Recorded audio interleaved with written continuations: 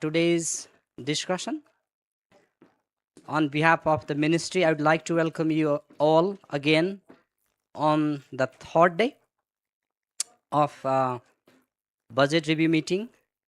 I'd like to request respected Joint Secretary of the ministry, Shivu Kumar Sapkota sir, for chairing this session. Similarly, I would like to request Development Partner Focal Point Anuk Bhanek for co-chairing the session. Similarly, I'd like to request all the representatives from joint financing partner agencies, development partner agencies, development partner co-focal point, delegates from different ministries, central level agencies, and also the delegates from different institutions representing their institution to add value to this meeting. And also I'd like to request Dr. Vishnu Karki sir to have a seat, sir, somewhere here. Yeah. And colleagues from the ministry, central level agencies, and TSU, everyone. I'd like to, with the permission of the chair, I'd like to just highlight the main agenda for today's discussion, and then I'd proceed ahead after that. We will begin with a brief recap of day 2 discussion, and then we go to some technical level discussion. And today's discussion topics, as you can see on the agenda that we have shared in the folder, under day 3, we have discussion on the SESP phase 1 addendum, and that will be followed by discussion on the TOR for the revision of SESP phase 2. Similarly, there will be some discussion on the financial commitment from the joint financing partners and development partners for the second phase of SESP, and that will be followed by discussion on the restructuring of the thematic committees, technical working groups, and then we'll have a discussion on national framework on foundational learning, and at some point we'll have a coffee break to to protect ourselves from exhaustion, and that will close our morning discussion. And then after the lunch we will engage in aid memoir writing. So after the morning session, after the lunch, only the aid memoir team will engage, and rest of the delegates can be released from the meeting. So with this background, now I would like to request the respected chair of the session to welcome you all, and also to proceed ahead with the rest of the agenda of today. Thank you, sir. Thank you, Ramesh. Recap.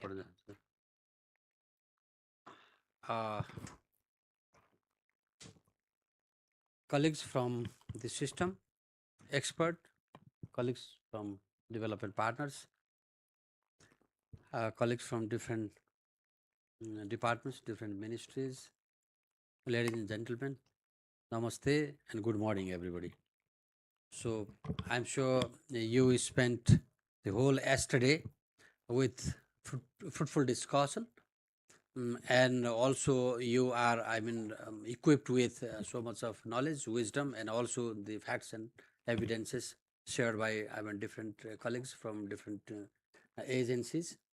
So and I was also very much tempted to be part of the yesterday's meeting as well, since it was basically the combination of presentations and interaction, and also the most important event went yesterday was the panel discussion. I partly observed the panel discussion event as well, which was in fact very much interesting, and all the audience and the relevant colleagues were very much excited to ask questions, to put queries, and I'm sure they received sufficient level of, response and answers from the panelist colleagues. Now we can also, I can request the colleagues, especially the stakeholder colleagues to, I mean, hold those, concerns if you have any, and you can also put forward this, and you can also put up in this meeting today. We can continue discussion because the whole 5 day course is continuation of the same agenda. We can, continue the dialogue and conversation on the same. The most important thing is the main objective of the mission. So ultimately, we have to be able to review the entire segments, set of segments of budget provision and also strategic plans for the next fiscal year. And also, we are equally mandated to review the entire performance and progress that we have made so far, over the past 6 months period of time.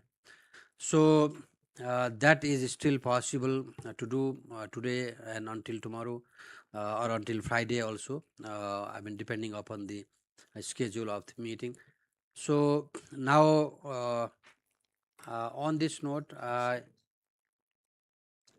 oh yeah, so as I'm informed, debriefing assignment has been given to Sam Acharya, Director CHRD, and I'm sure he is prepared with the presentation.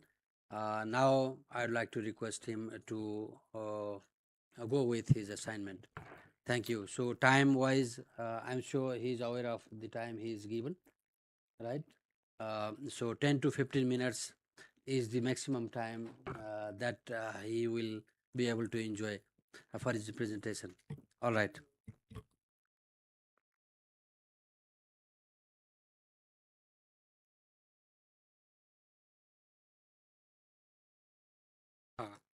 Thank you, sir. Respected Chair, Joint Secretary Shivakumar Sapkota, Co-Chair, Focal AO and Co-Focal FCDO, Ministry System colleagues presented here, local level, provincial level colleagues, DPs, CBOs, NGOs, INGOs, and other organization representatives, technical support unit, and ladies and gentlemen, I'm going to start the recapitulation.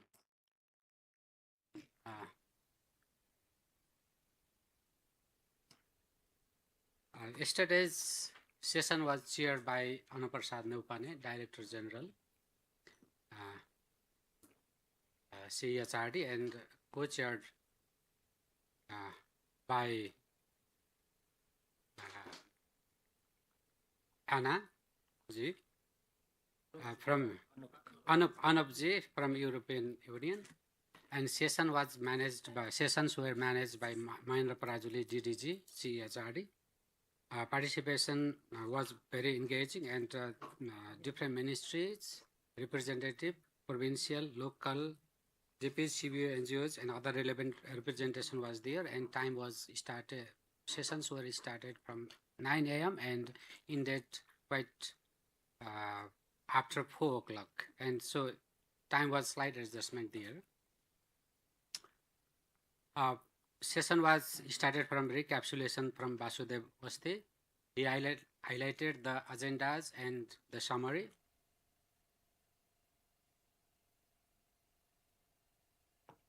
First of all, I like to debrief the first session. It was the monitoring report, environment and social safeguards. This session was presented by Ganga Paudel, and this is related to my section also.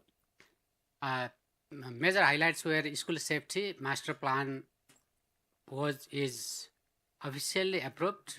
GIEN network is set up in 275 local governments. ESMF green school standards WAS guidelines are drafted.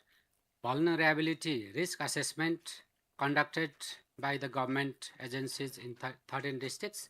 Inclusion and WAS programs are implemented and funded, and 7 autism model schools are planned by the government.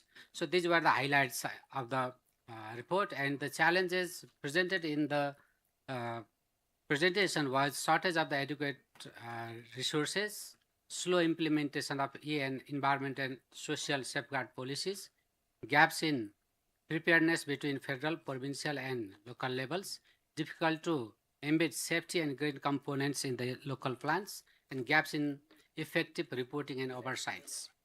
So way forward is collective collaborate closely with the stakeholder and DPs, allocate sufficient budget for the E&ES plans, develop capacity across all institutional level, and strengthen the grievance reporting channels.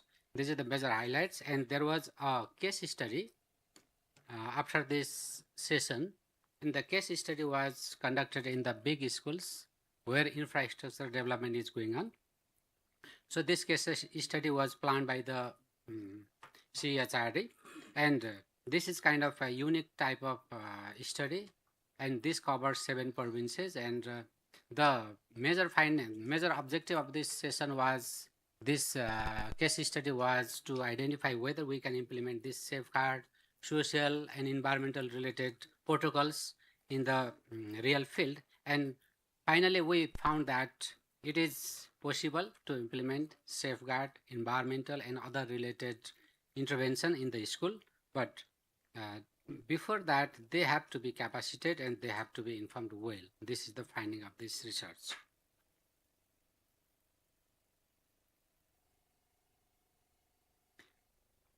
Second presentation was the NARN, National Assessment of Reading and Numeracy.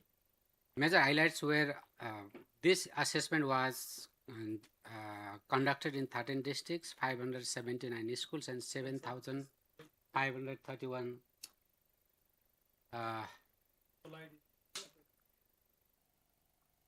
कहाँ गयो त यो अघिको घुमिरहेको छु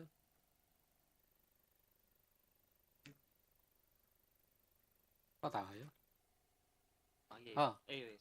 यो slow भयो क्या सरले गरिदिनु ल सरी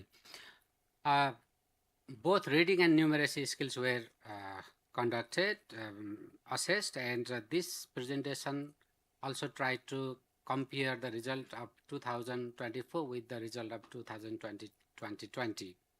The high performance in word identification, comprehension, graphs, reading the graphs, and currency.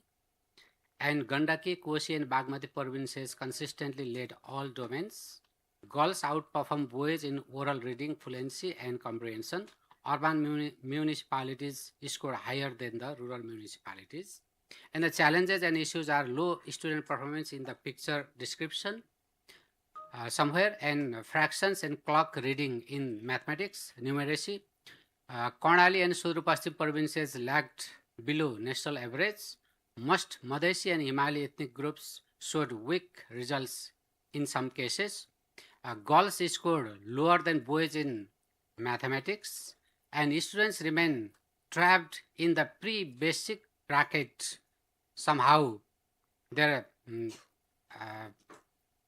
are about 30% score and 20%, less than 20% words per minute. So way forward is improving the fraction and improving the numeracy and literacy school, and minimize the rural-urban gap, and review the cutoff score of the report. So these are especially recapped from the report. There was another field sharing experience, field level experience sharing presented by Leelanath Pokhrel from the ministry, and it was also accompanied by Anamika Gausan and the team. And they shared the Kailali and Kanchanpur districts learning. And के भयो sir चलेन आयो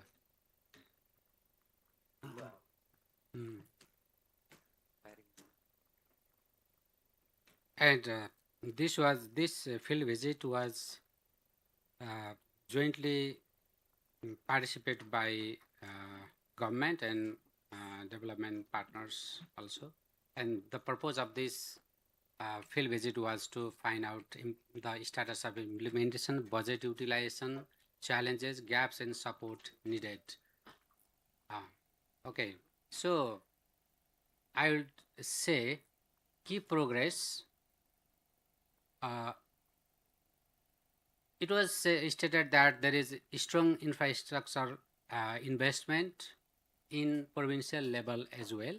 It was and budget utilization 78 to 79% was reported, and PESP near approval in that region, and out of school children identification and enrollment activities are going on.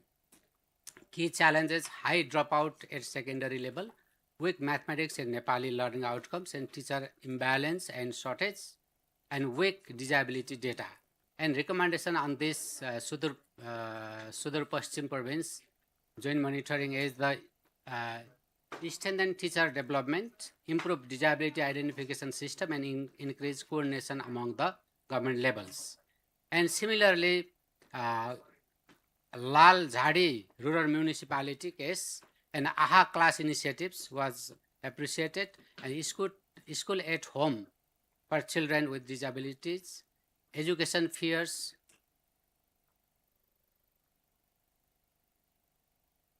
okay, and education fears and math or green parks are the good initiatives. Evidences. Key challenges are enrollment and inclusion gaps remain. And recommendation: expand local initiative proactively practices. Dhangadi, evidence-based programming, electronic attendance and EFT system. And challenges is capacity and coordination challenges are there, remain there, and scale local reforms and improve evidence use. And system level findings are strong commitment to education. Key challenges are absence of Federal Education Act, weak EDCU capacity, and program duplication. And recommendation or way forwards are clarify federal provincial level roles, strengthen institutional capacity. There are some municipal level presentation from the local level. Some highlights are presented now onwards, and first is Manoj Sirmal, Undersecretary from Palungtar Municipality. He highlighted the some key aspects of his municipality. District first in president running cell, 84.92% graded in SE 2082. Provided buses to 5 schools, residential hostel for 60 students, collective accident insurance for all students, libraries, and school merging are very highlighting aspects from the municipality. And some challenges are no question bank for testing outcomes, education plan and local textbook pending, access issues for children after school merger, need to control unallocated non-budgetary expenses, need to maintain financial governance, and need for planning aligned to policies. And key forwards are complete the municipal education plan for this year and print local textbooks for 3 to 5, and expand teacher mentoring and peer learning, build the Palungtar education profile. These are the key highlights from him. And Manthali Municipality, Hit Kumari Paudel, she also highlighted graded average score 2.1 to 3.1. This is from 2079 to 82. This is increase, so this is encouraging results. And set up ICT labs, digital learning materials, awarded the cash prizes for 4 GPA children.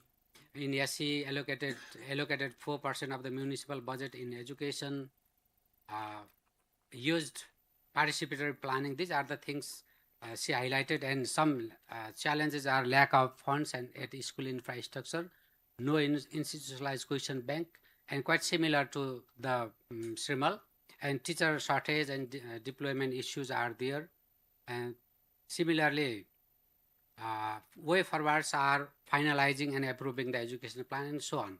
So these are the highlights I have presented in the screen. I did not read all the points because of the lack of time. Lal Jhanti Rural Municipality, Siddharaj Bhatt, he also highlighted 28% of the budget allocation to the education, 10 years education plan implemented, multilingual education and classes, school at home and inclusive initiatives are there. Some challenges also they face, the teacher shortage, low learning achievement, irregular attendance. These are the things, the challenges. And the way forwards are the quite strengthen the teacher capacity, expand learning support programs, increase community engagement, and these are the things he highlighted. Now I'm going to present about the provincial presentation. I have made it very short because things are quite repeated now onwards. So he highlighted the resource classes importance, and he highlighted the resource about the resource classes, technology friendly literacy, Friday to Future program like that, and some challenges like decreasing budget, duplication of the activities, increasing learning outcomes. These are the issues. And issues and challenges and way forward are the practically the budget, sufficient budget is necessary, and clarity in the role and responsibility is he highlighted. After this, we have finished the before lunch sessions, and after this, we have celebrated two birthday wishes in the program. After that, we enjoyed a presentation by Jimmy Ji on the Data Must Speak initiative. So after this presentation was quite nice and insightful. After this, we started the presentation of civil society organization CSO's perspective and engagement in implementation of SESP. And Yancy yes, NCE and AIN contribution were highlighted in the program. Ram Gaire from NCE Nepal, he highlighted increased budget in LG, but inconsistency in sub areas. Conditional grant decreased from 99% to 88% since 2019. Low internal revenue in local governments. Education budget mostly used in salary. Conditional grants varied by local governments. Grant reliant to EMIS. DPS support in education via official development assistance. ODA were highlighted there. And he highlighted some challenges like conditional grant can not address the emergency funds or kind of need-based funds for the marginalized children. Limited grant on curriculum and pedagogical activities are found, and over-centralization, he highlighted some challenges. And there are some way forwards from him and minimize the conditional grant and increase the equalizer. So what was the theme? Was it about progress report? Actually, yes. Actually, his presentation is, this presentation area is the civil society organization representative and engagement in implementing SESP. In this theme, he presented a research report mainly focusing from 2019 to 23, but some new data were also added in the presentation. So were there any new evidences created? No, actually not. So was that or it is actually, this is the research finding I think they have produced, and research, maybe this is periodic, so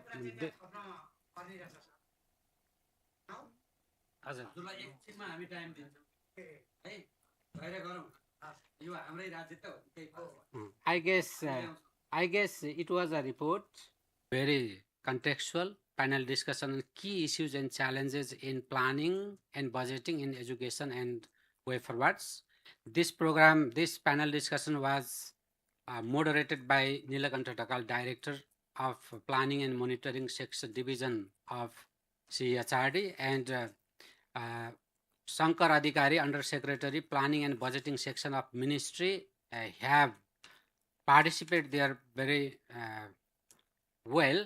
And from the local government, Sita Lawati, Education Officer from my municipality, and Sapana Chaudhary Rana, Vice President from Lal Jhadi Rural Municipality, and Prakash Devkota, Under Secretary, he participated from the Gandaki province. So the discussion was truly focused on planning, budgeting, and how to implement the SESP activities with 100% efficiency. And discussion was focused on the implementation and some identifying some key issues. And I would like to summarize in a few sentences only. Sapana Chaudhary Rana, she highlighted some organic initiatives they carried out in the municipality, and they highlighted about the importance of, she highlighted on the multilingual approaches in education, and she was expressing the commitment on SESP.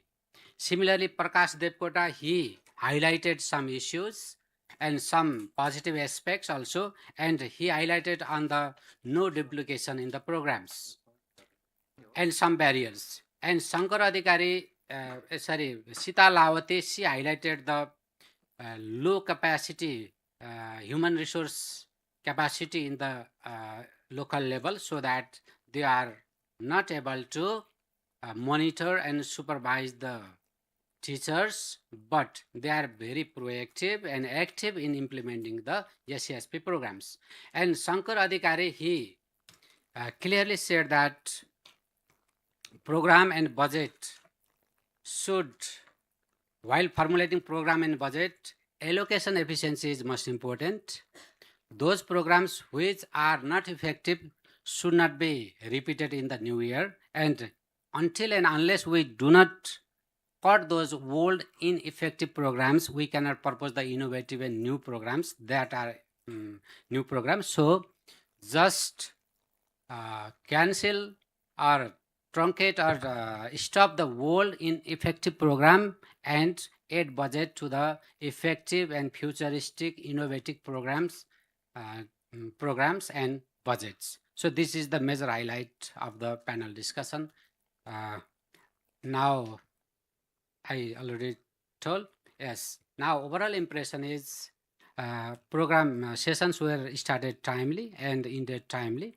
Sessions were well managed. Sessions were engaging also, and and very important issue and queries were raised and discussed, which provide foundation for budget and program formulation in the days to come.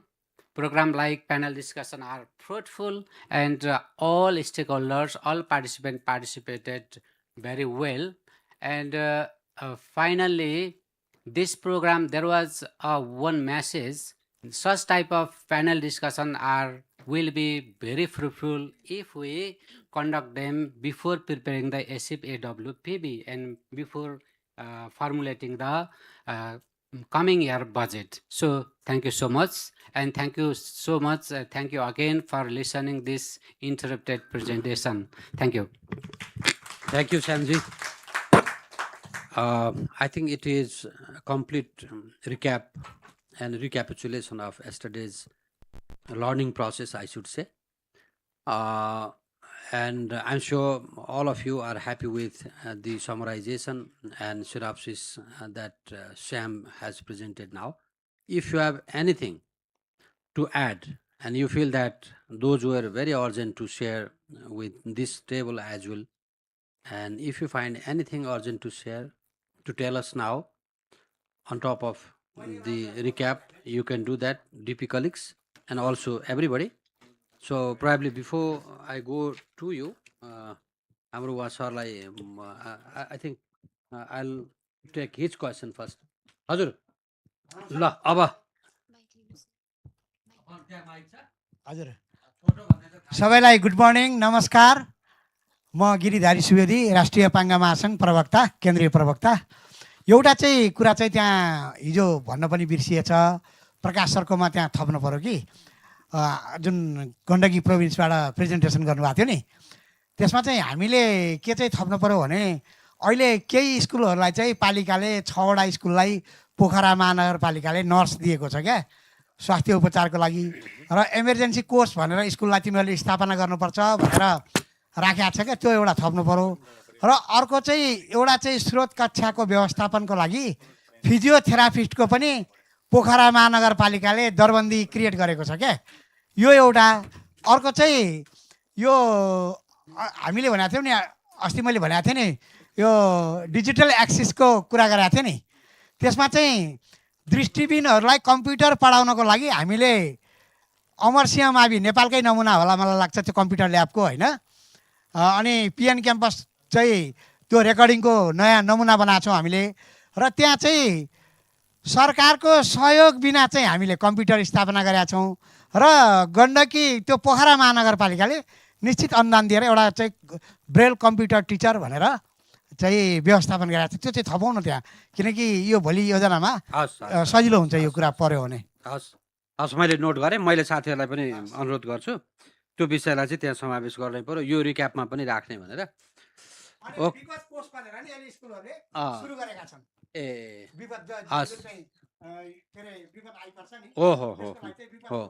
हो disaster fund जस्तो केही राखेको छ ए हस् हस् ल त्यो पनि साथीहरूलाई राख्न म अनुरोध गर्छु श्यामजीलाई। ल यहाँबाट एउटा हजुर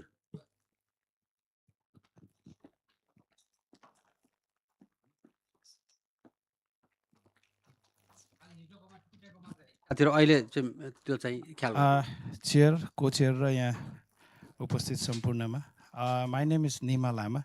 I think I should introduce myself. Nima Lama Yolmo. I am the chair of Nepal Federation of Indigenous Nationalities. I'm here, actually I was here on the day one also. We were invited, here's the letter. It is clearly mentioned Nepal Federation of Indigenous Nationalities as a invited. We were invited. On the day one, like the seats were not allocated for us. And then I was asked to go to the overflow room. Even there was no chair, so I decided to join the virtual one. Since yesterday also, I listened to the virtual one. But again, the virtual one was not very clear because we talked about digitalization, meaningful digitalization, and also digital transformation. But even the presentation which was we were listening through the virtual Zoom was not clear. Sometimes there was a disturbance most of the time. I needed to add this because there was just a recap from yesterday about the inclusions. And actually I asked the organizer here to share the presentation of inclusion on the day first so that we could comment on that. But since we are in the recap session, I think through the CSO's part and in the perspective of indigenous peoples, I think I will request the chair to allow me a few minutes to share our perspective on this, on the inclusion on education. Diversity, inclusion, and equality in education, indigenous people's perspective. We appreciate the government's effort to improve participation in education. But again, at the same time, I want to disclose that, all the primary schools, now the basic schools were given the provision to have mother tongue education in the school, but there was a provision, but there was no teachers and no resources. So I think this needs to be discussed. And also participation and learning outcomes. What is the current number of indigenous children appearing in the secondary education examination SEE? I think this needed to be pointed. And what percentage of indigenous students passed this year? How are the indigenous children performing compared to national averages? Are there specific policies to reduce dropout rates and improve retention among indigenous learners, especially girls and children from remote areas? And number 2 is schools and infrastructure. Historically, many indigenous communities have suffered from systematic inclusion in education development.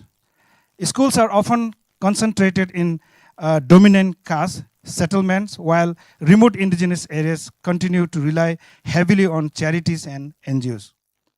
Indigenous people should not remain merely recipients of aid. They must be recognized as a part of the national education agenda and partners in nation building. The key concern includes educate school building and classrooms, safe drinking water and sanitation, I think this has been discussed, fair students to toilet ratios, educational materials that reflects local realities, budget allocation for localized and multilingual learning materials. School functioning as centers for community development and emergency shelters during disasters. Indigenous teachers and localized education. Teachers are not only educators, they are social leaders and role models within the communities. The government should prioritize training and recruitment of indigenous teachers, scholarship for bachelor's and master's degree in education, flexible and hybrid teachers training models online and in person, on-the-job training opportunities for local educators, capacity building for teachers to implement the 20% localized curriculum, including indigenous language, knowledge system, historic and cultural practices. There is also a need for an update on implementation status of localized curriculum policies. Diversity and inclusion, representatives in schools. Every school should consider establishing diversity and inclusion focal person or representatives.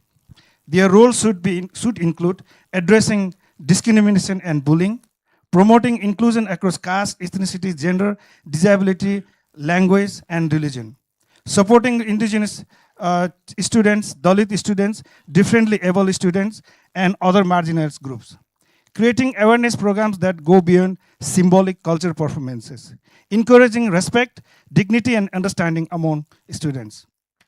School nurse and community health, which our colleague just mentioned. And I must inform you that I was a Minister for Health at Bagmati province. And it was during that, like, we introduced school nurse program, one school, one nursing program. And that was the key, signatory program of this province, which is still going on. School nurse can serve as a dual purpose, providing primary healthcare services to students and families, teaching health, hygiene, nutrition, mental health, and population education. This approach would strengthen both educational outcome and community well-being.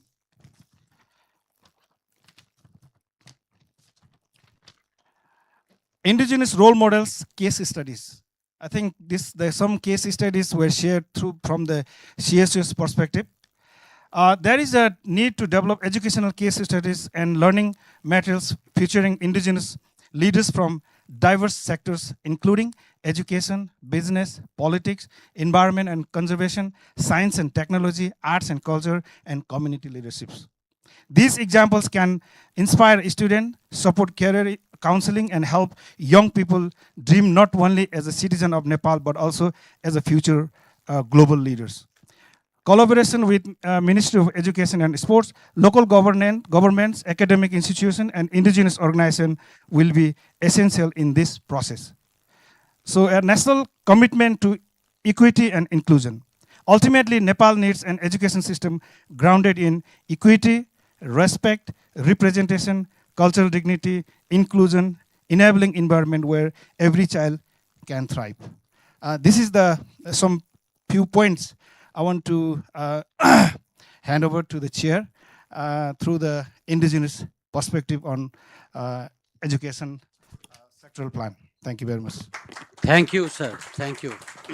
In fact, first of all, I would like to say very sorry for the seating arrangement over the past 2 days period of course of this BRM meeting.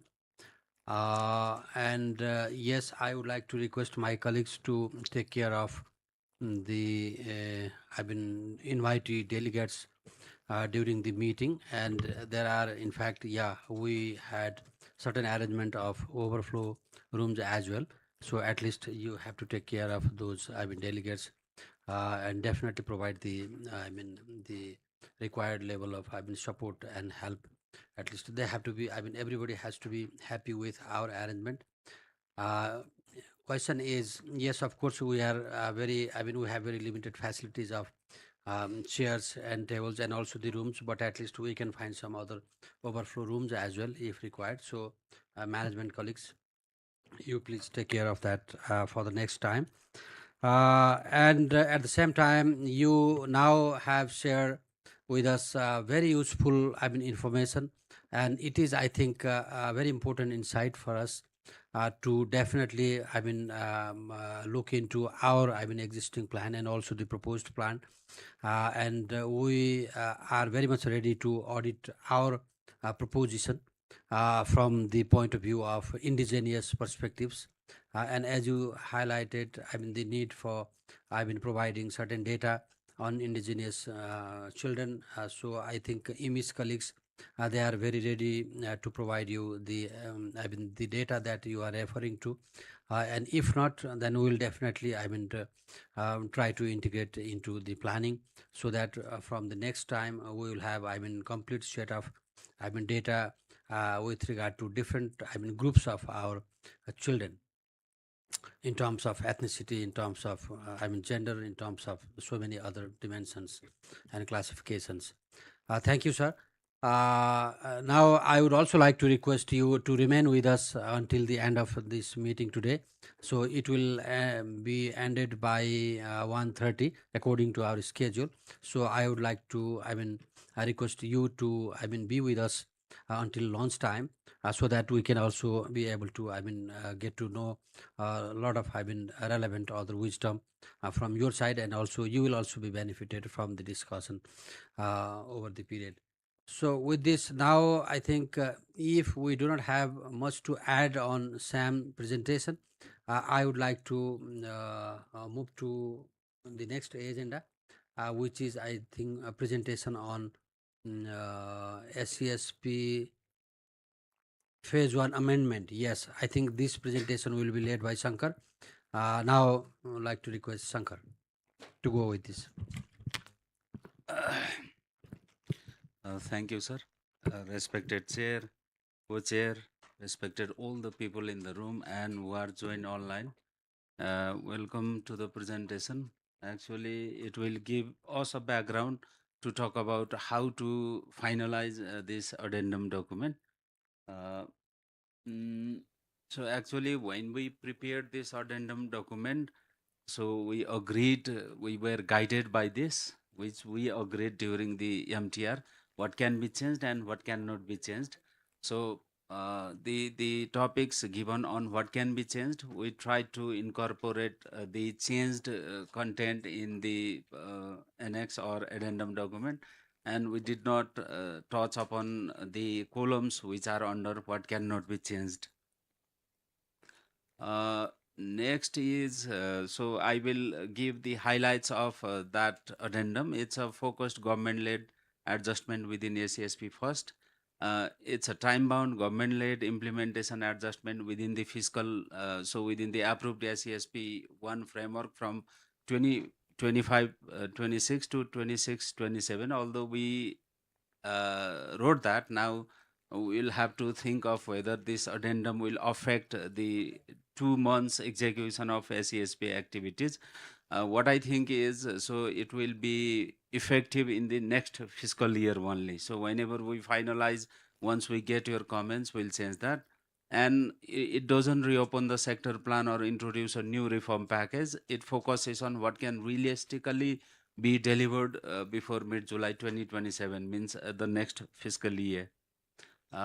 Next is, so it doesn't replace ongoing SESP 1 programs, activities, ACPAWPB provisions, or other implementation arrangements.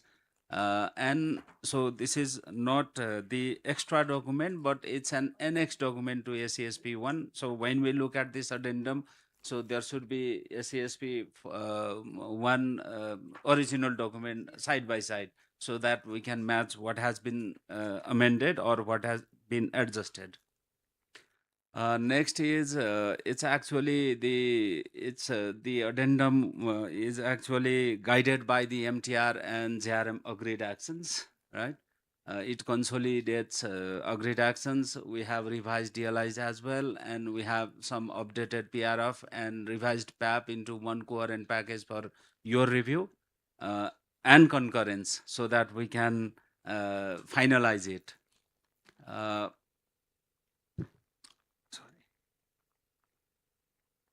Next is this is clearly a shift from expansion to quality, consolidation, and execution discipline. So, as MTR and JRM findings, it deliberately shifts the remaining SESP one period away from expansion and process proliferation towards quality improvement, consolidation of ongoing initiatives, which we have tried to reflect in ASIP and AWPB.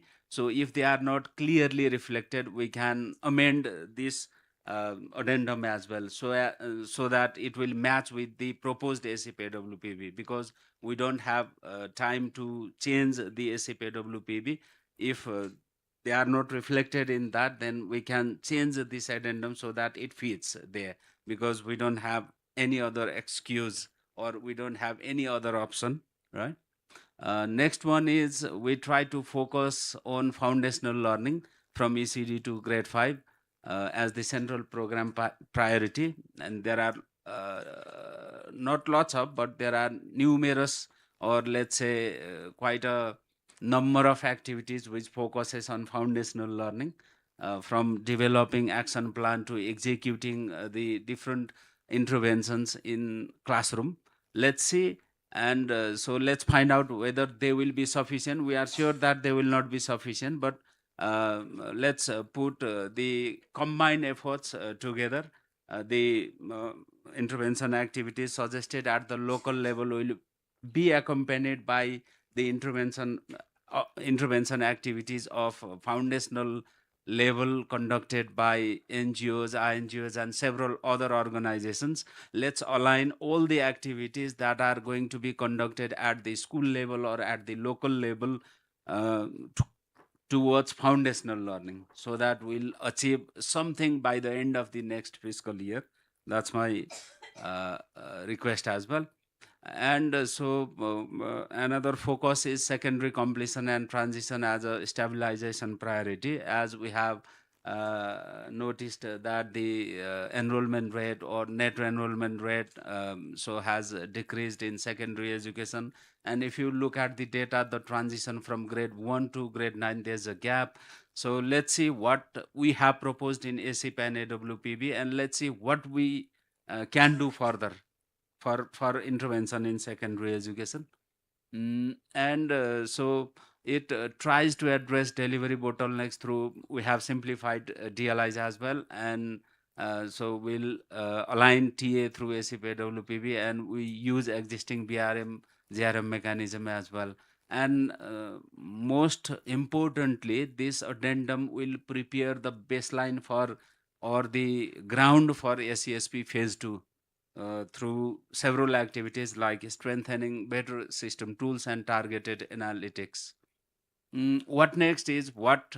So this is my proposal as well, and the ministry's proposal as well. Later on, the chair will come up with a concrete idea on how we move ahead regarding the SESP addendum and SESP phase 2. Since the budget and programs have already been proposed, and there's no chance to make changes or propose new programs at this time of the the budget process, I have already requested you to let's look at ASIP and AWPB, and let's come back to addendum and change it accordingly so that it fits with ASIP AWPB. Although it's a opposite process. So we don't have time, so we have to make excuse, sorry for that. And let's look at the ASIP AWPB, agree to make changes in the addendum, and the remaining concerns will be addressed, incorporated in SESP phase 2.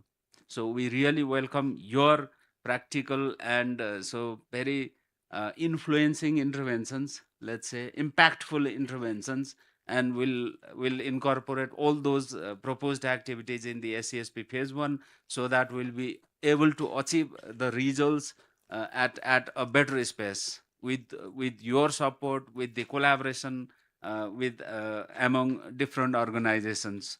Let us know your specific comments so that we can address them in this addendum and fits into it. And the rest of the further so agenda will be led by the chair. Thank you, sir.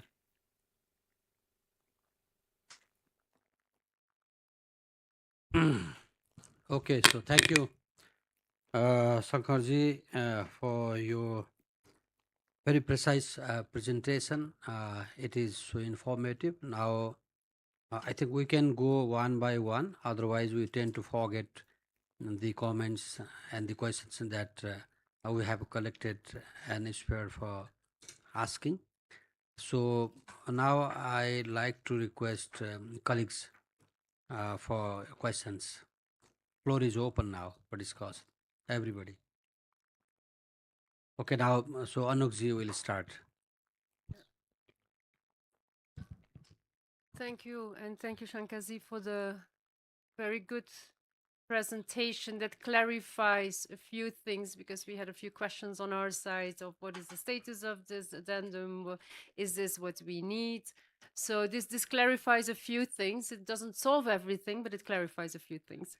For us, the issue is, as you also said, the addendum should be reflected in the ASIP. But since the ASIP will be approved in the coming days, we don't have a lot of time. So now we are in a reverse pattern where we have to change the addendum so that it responds to the ASIP. Ideally, it was the other way around. So next time, let's try to do better from everybody's side to make sure that we first do discuss what needs to be in the addendum so that it can be reflected in the ASIP, rather than that we now have to maybe lower our aspirations for the last fiscal year to be in line with the budget, right? So, but that brings me to my next point. I think the timeline, even for the addendum, is very tight. Because agreeing on something now in line with the ACSP and then changing it afterwards, I think we need to put a bit of urgency there so that we can do the process in one go. So that's why I would like to ask from my DP colleagues, and I know some of you will be in a position where you have to go back to your legal services and other colleagues in the office, but is the proposed way forward saying that we have this addendum on the table, we already sent you comments on this, that we have a look at, is this sufficient? Is this fully in line with the recommendations? Is this fully in line with what was included already? If not, what is missing and what should be added? If we can agree on that from our side, then I think we can continue on the proposed way forward. If not, we need to discuss further. But I think it's something of an urgency now. So I'll pass the mic to my partners. I can start, and while others partners think. Thank you, Sankarji, for the presentation, and being very candid about the limitations that we work with given the budget timeline. From the World Bank side, we had, based on the MTR and, and also the, rounds of discussions we had, and also looking at the implementation realities. During the MTR, we had agreed that we will change or adjust some of the DLIs, and those were discussed extensively until a final agreement was reached in terms of what those changes will be. And a formal request was submitted through the Ministry of Finance, right? On our part, the restructuring process has been completed. The revisions to the DLIs are as agreed. And then the updated legal agreement has been gone to the Ministry of Finance Secretary for countersignature. Once the countersignature is received, that is done and dusted, right?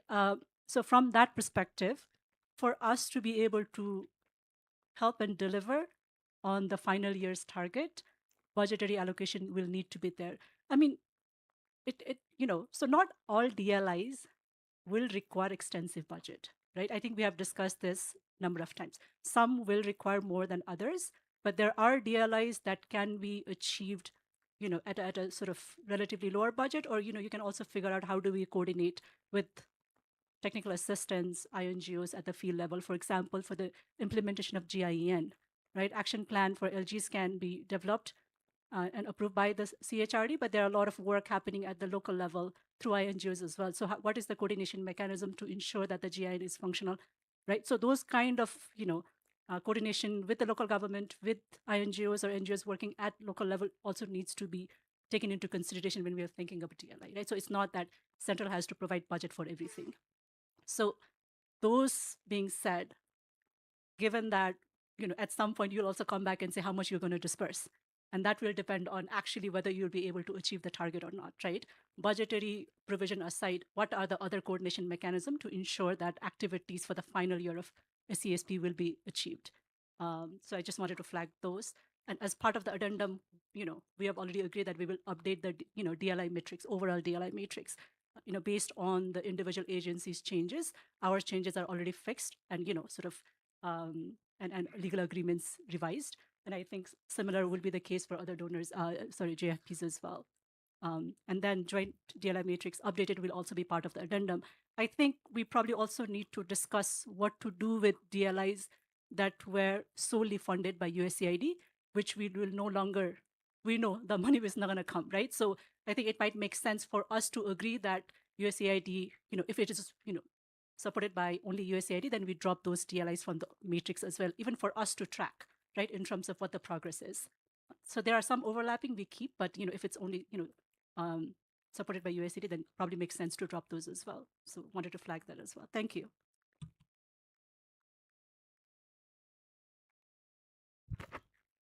Forced to speak. Thank you, Shiva sir. No, I think it's encouraging to see that the addendum is a government initiative, and as Anup mentioned, maybe prior sort of understanding in terms of setting expectations will be really helpful next time. But having said that, as the addendum has come forward with recommendations which do align with the MTR recommendations and some of the findings that I've reiterated over the last JRM as well, just a reminder, I think, for us to see that in the MTR aid memoir section 7, we had mentioned that remaining 1.5 years of first costed SESP requires a targeted set of course corrections and priority actions to ensure that the plan remains on track to achieve its objectives. So I think just a reminder, because it's recorded in aid memoir, we were just having a look this morning as well, just a reiteration that perhaps is this an indication of course correction, then we have to set expectations clear on our end. At the current moment, I'm not in a position to state whether the addendum is good to go for us or not. But I think because the discussions are surrounding on the addendum as a procedure to sort of surpass the changes that we are looking for the current ASIP AWPB. We've also recorded that the indicators in PRF have not been reported due to various reasons, and that implementing agency has been suggested to explore the reasons behind not being able to report them and take appropriate actions. It was agreed to review and revise those indicators in second phase of SESP. So I think these are two contradicting points where we, during the aid memoir process, especially in the writing and endorsement, I understand that all of us go through quite a lot of understanding from our end.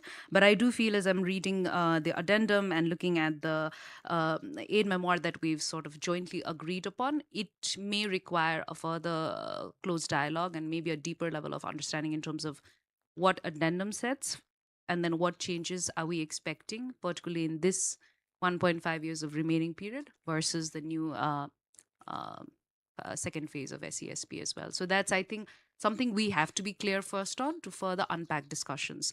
Had it not been in the MOMAR, I think we could have sort of neglected that because this is a joint document endorsed from the government and with Ministry of Finance, we might have to relook into this consideration as well. I'll ask other colleagues to maybe come in, those who also have the sort of institutional memory on this bit. Thank you.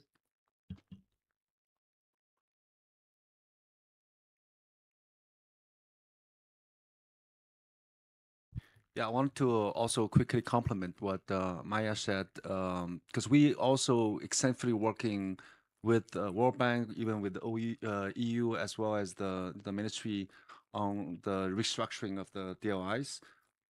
So we are a bit, I think, behind compared with the World Bank. You already got the internal process, but we are still waiting for the confirmation for the restructuring of DOIs from the Ministry of Finance, which then we can start our internal process. But just the highlight that we were not able to change the any of the outcome indicators in learning, foundational learning as well as the disability DI indicators, which we continue to see the challenges that we might not be able to fully disperse. So hopefully we can continue to strengthen on that. The other, I think the other restructuring will try to make sure that we optimize the funding we will have available in the next 1 to 1.5 years to fund the most important activities, like some of the teacher digital competency and some of these activities in part of the restructuring. So we're looking forward to hopefully that we can really address and mitigate the risk of the outcome indicators that we're looking for behind, I think after this session. Thank you.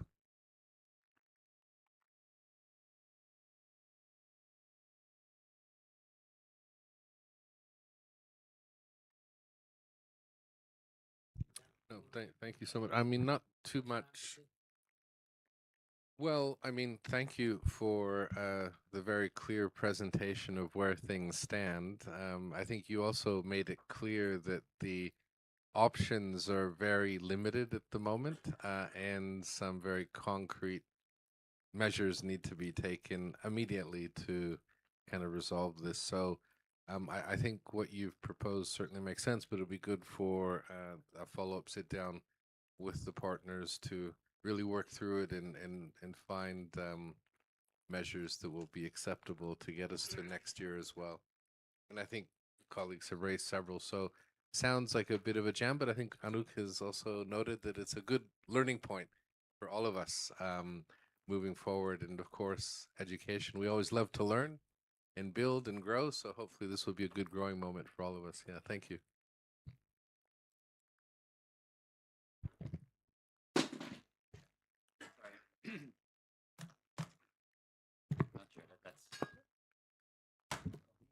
Thank you. That's better. A bit more comfortable. No. Just I've been nudged a little by some of the system colleagues here, but I think just quickly, in practical terms, coming back to Annemieke, the addendum is very rich and unpacks a number of things that were agreed in the midterm review. But I think in the end of the day, what is important is that the midterm review has agreed actions, and we're going to have a final evaluation. That is part of the JFA commitment. The midterm review is a JFA commitment. So I think it would be good to have a table of the agreed actions in the midterm review and to say what is done to update the SESP in response to that, so that when it comes to the evaluation or anything, that I think it's also for, like you said with Annemieke, if Norway is looking at additional financing, we're going to need to show that we actually did the things we agreed to do, basically. Of course, we are limited now because the time is running out, but we still have the next year. So I think more than the addendum now, a table of agreed actions and what actually is applied. But that is for the JFA so that it can be shown that it is done. And linked to that, specifically on the program result framework, as UNICEF is the grant agent also for part of the multiplier. For example, a commitment that was agreed was we need indicators on homegrown school feeding that includes a baseline and a target. The same thing for the equity index, the baseline needs to be corrected because otherwise that will interfere with disbursements on DLIs from EU and Finland. So number of things that just need to be done. I think everyone wants to move forward, but good to close this. Sorry, since we talked about GPE multipliers, because we are also a grant agent, then I need to also talk about our part of the GPE multiplier, which includes indicator on GIEN. Because it's a DLI, you will report on it, right? But I think it also needs to be reflected in the PRF as well, as an indicator that was added as, as we process the multiplier fund.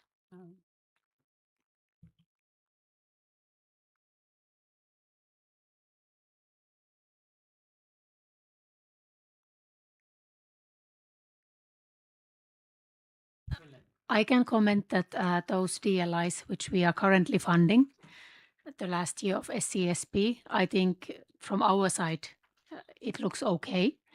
The only thing what I'm thinking that I hear all the time this discussion about this, that government is allocating funding to these 7 schools for the children on the autism spectrum. So I don't know, is this some way going to reflect SCSP at this point or in the future? I'm not clear.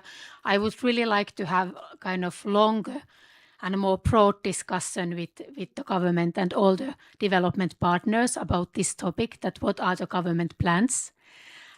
Because I think we all agree that it's wonderful that there are plans to raise this issue. Children on the autism spectrum really need support, but it has to be done in a way that it's as inclusive as possible. And we have a lot of good experiences from different countries how this can be done. And there is a lot of expertise already now in Nepal on this topic. So I'm just kind of, how to say, we are at the same time in talking about that, but I don't know, is this reflected now anyways the last year of SCSP phase 1, or is this something which will come up later? But this is like only my only point at this moment. Thank you.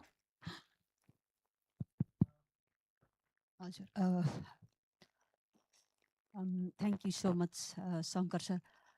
Regarding effective implementation of this existing SESP, maybe from the civil society side, if we come up with the considering the MTR and what are the like a remaining concrete agenda for the effective implementation of SESP, maybe civil society can play the role. It's currently it's also supporting for socialization and effective implementation of the program. So maybe civil society can look at from their side how much they can contribute from their existing project. Another could be maybe sometimes NGOs and civil society do not have resources, but they have a technical expertise.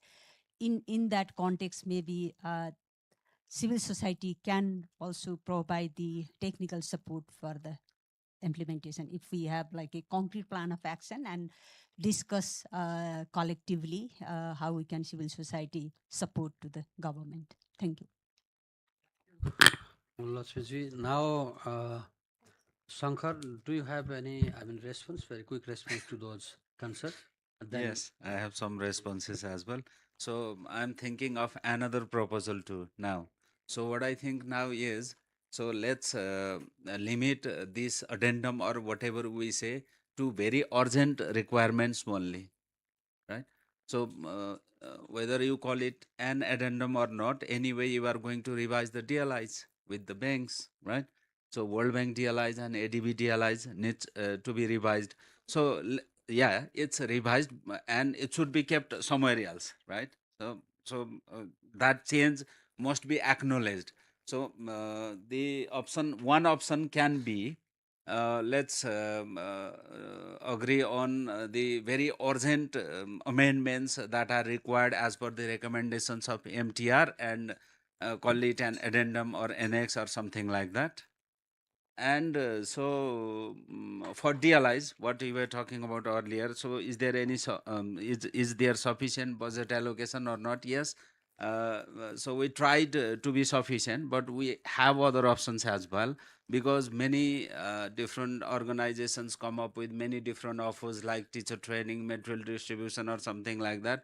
Talking about that integrated curriculum DLI will make all the organizations whoever are planning to conduct the training on integrated curriculum or on basic level curriculum, we make them that. So you organize the training on integrated curriculum so that we can fulfill the DLI as well, and we can help to achieve the results as well. It's not only about the DLI, so it's about the learning aspect as well, right?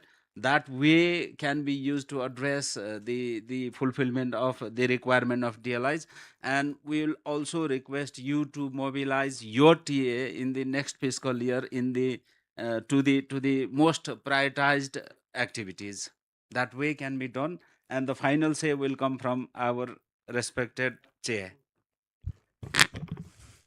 Can I just add on to that, Shankar sir? Because I feel like the restructuring is not necessarily of DLIs per se only, right? We're looking at the wider SESP as a document. So I think that discussion needs to also evolve. I think we sometimes limit ourselves just to DLIs and banks, but also for like upcoming DLI partners, just like Norway, for instance. I think this is a very important timing for us to assess what do we subscribe to, particularly given that the GFA currently is until 15th January 2028. That remaining timeline of 1.5 years, 2 years is very crucial. And what do we subscribe to? I think that clarity needs to be discussed openly also. And so that we all have the same understanding, unlike the aid memoir bit. Yeah. Sorry, Nisha. Yes. Thank No, you. no, wait. Oh, okay. Sorry. I'm going to be very undemocratic and take my role as focal point very seriously now. No, I think we're moving away a little bit from the discussion and the agenda point. I think there are two very different things. We are discussing the remaining 1.5 year, 1 year of SESP 5-year costed plan. There were very clear recommendations and actions to be taken that were put and agreed upon in the MTR 8 memoir and in the GRM 8 memoir. I think this is the focus of today and the next couple of days to finalize this addendum and the attachments and everything we need to do, right? Then we have a discussion on SESP phase 2 costed plan. And there I think we have to have a discussion on the school with autism, the new priorities of the new government, to really look at the document to see, okay, what is there, what is not there, what needs to be there, and how do we need, also we will not be able to finalize and address all the issues that were raised in the MTR in the 1 year that remains. What needs to be prioritized and put into SPSP phase 2 costed plan, right? So it's a very important discussion, but we will not solve it in 10 minutes now. So let's, if I can ask from my side to focus on the agenda point and agree with the government as soon as possible, a follow-up meeting for SCSP phase 2 and to finalize the addendum. Because there are also issues that we would like to see and to be discussed, but one by one, I would say. Sorry.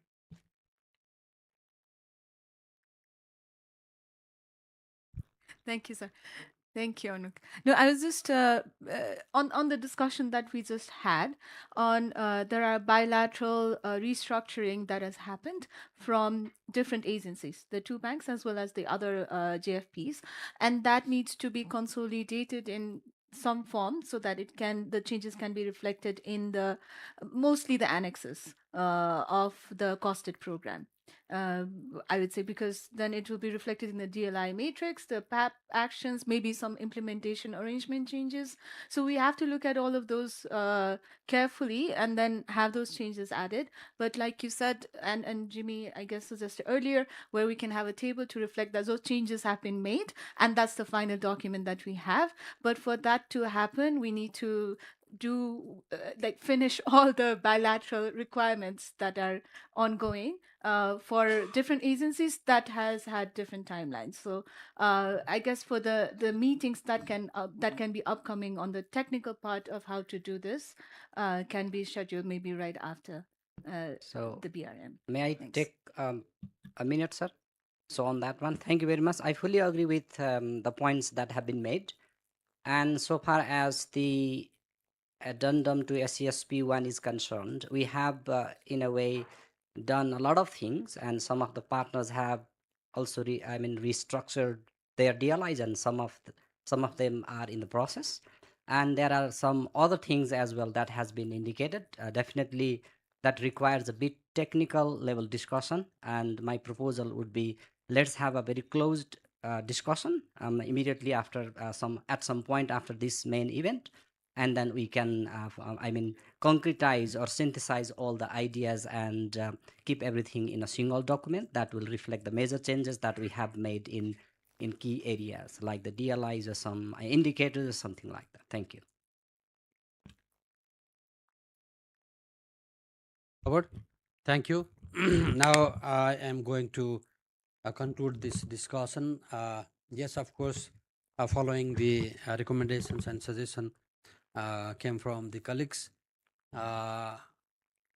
First of all, I think I would like to, suggest quite a few steps to go. First of all, yes, of course, as Shankar said, we can sit together even later on after this meeting or after this week to, figure out the immediate, very urgent, activities to be addressed in the next or proposed AWPV, right?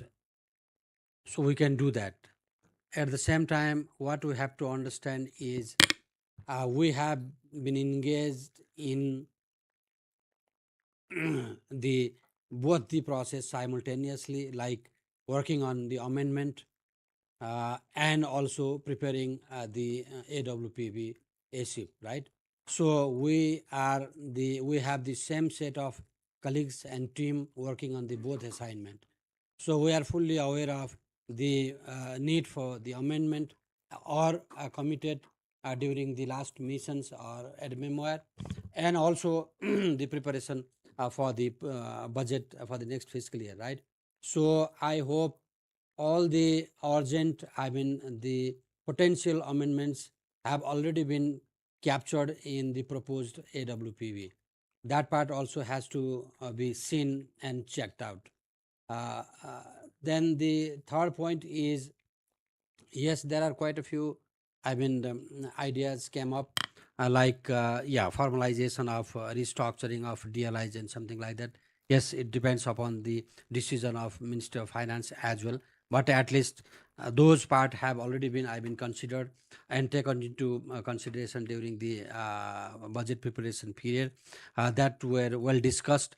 And so between us, at least there is no any confusion and further to work. So it is simply a question of formalization. So as ADB colleague said, yes, we will do and we'll follow that formalization process.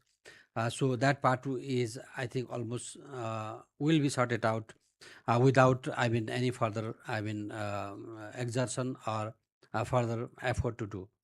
And then the another part is there are quite a few concerns came up in the discussion, like inclusion. Some inputs on the autism spectrum children and something like that. That is part of Texas project.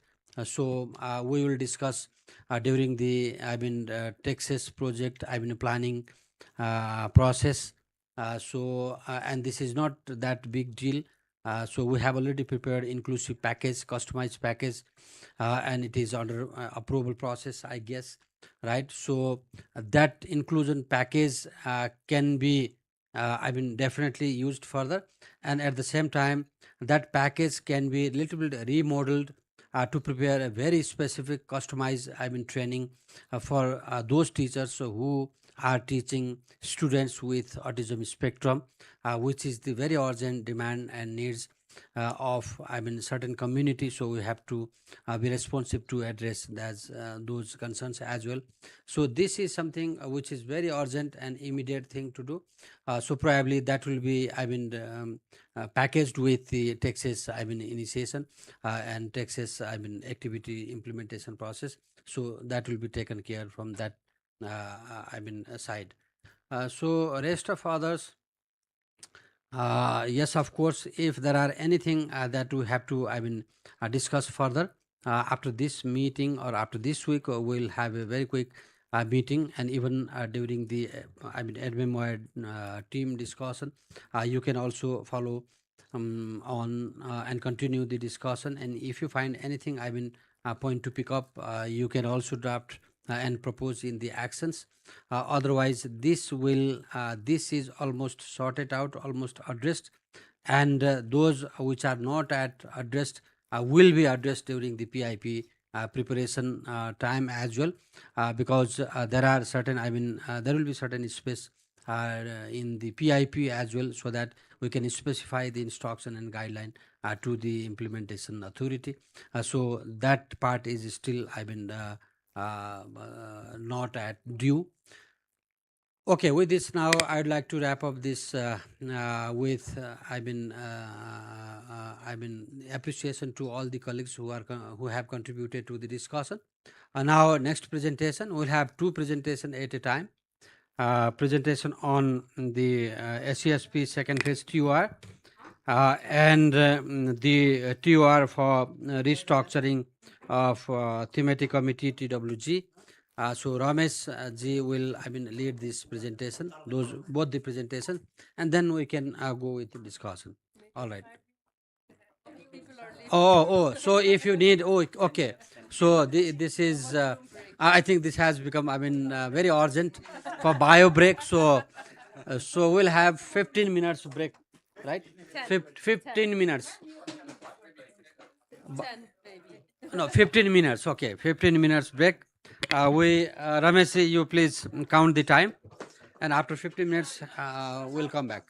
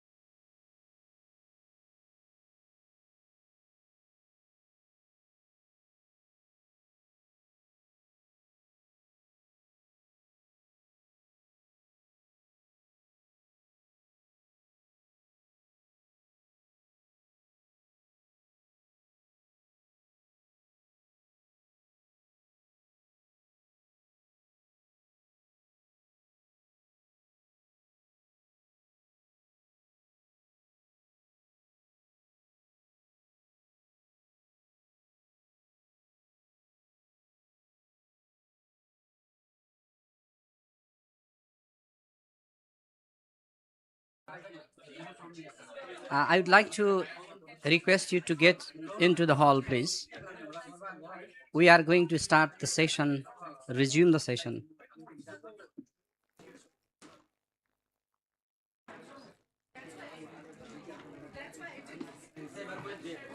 Namaste, madam.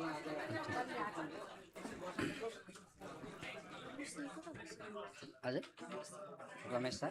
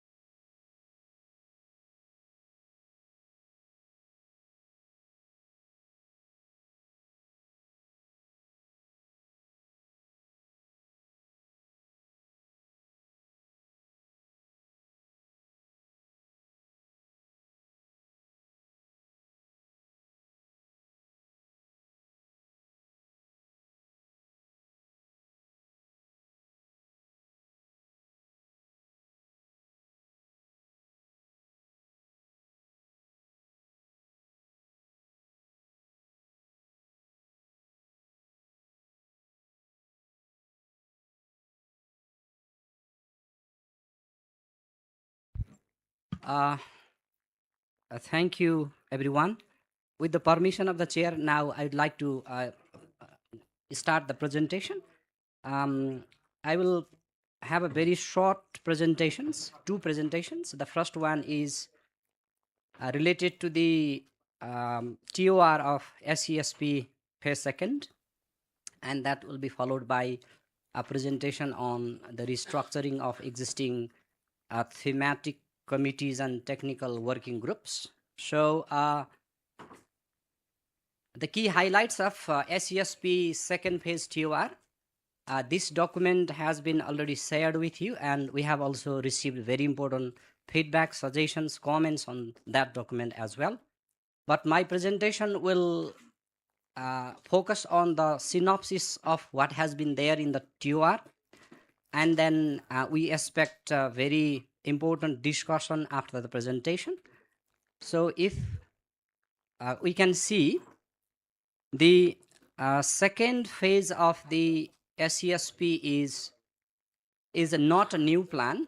It is the second phase of the existing plan that we have.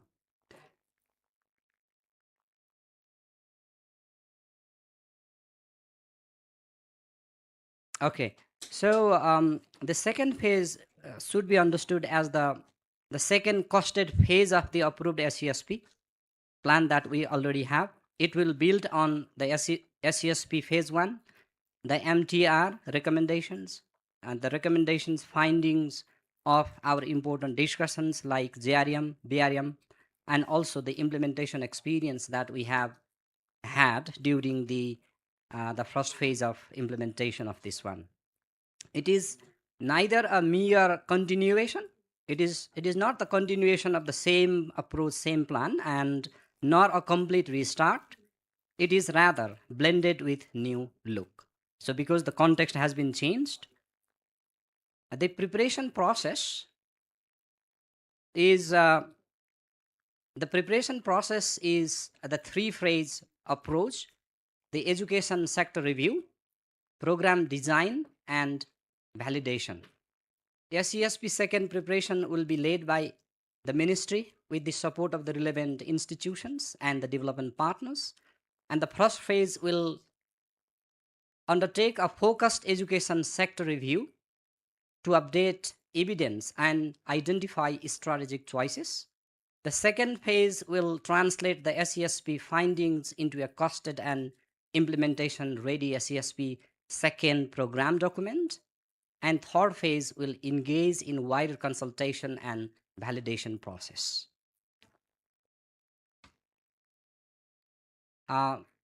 Sector review is not the very, the new sector sector analysis kind of thing. It is something that is built on the existing evidence and data we have. The sector review will focus on the review of basically the four things: review progress and performance under phase 1, identify key system constraints and implementation challenges that we have, examine emerging education needs and changing expectations, and also assess financing trends and resource sustainability. So education sector review is necessary, but it will build on the existing evidence that we have. So an updated education sector review is required because national and global contexts have changed significantly since the preparation of the SESP. The review will build on existing evidence, including MTR, JRMs, BRMs, assessments, different kind of studies, financing data, and other relevant studies conducted recently. And it will avoid unnecessary duplication and focus on evidence gaps that matter for second phase of SESP decision. This is a reform-oriented and focus on feasible choices. The TOR does not envision to produce a long descriptive report. Rather, it focuses on identifying of key areas of feasible, high-impact reform options. Option will be assessed in terms of implementation capacity, financing risks, sequencing, and expected contribution to learning and equity.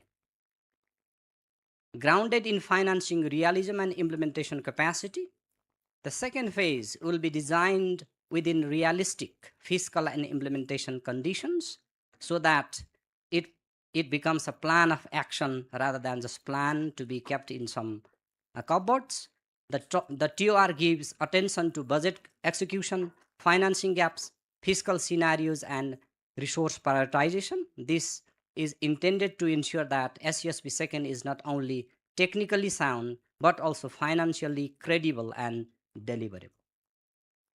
Focus on learning, equity, federal delivery, and system readiness. The TOR gives priority to foundational learning, secondary completion, equity, inclusion, assessment, teacher support, local implementation capacity, and other important priorities in the education sector. It will examine how federal, provincial, and local responsibilities can be made clear and mutually functional, how the coordination among the tiers of the government can be made even stronger. The financial plan should strengthen system readiness, delivery coherence, and accountability across all levels.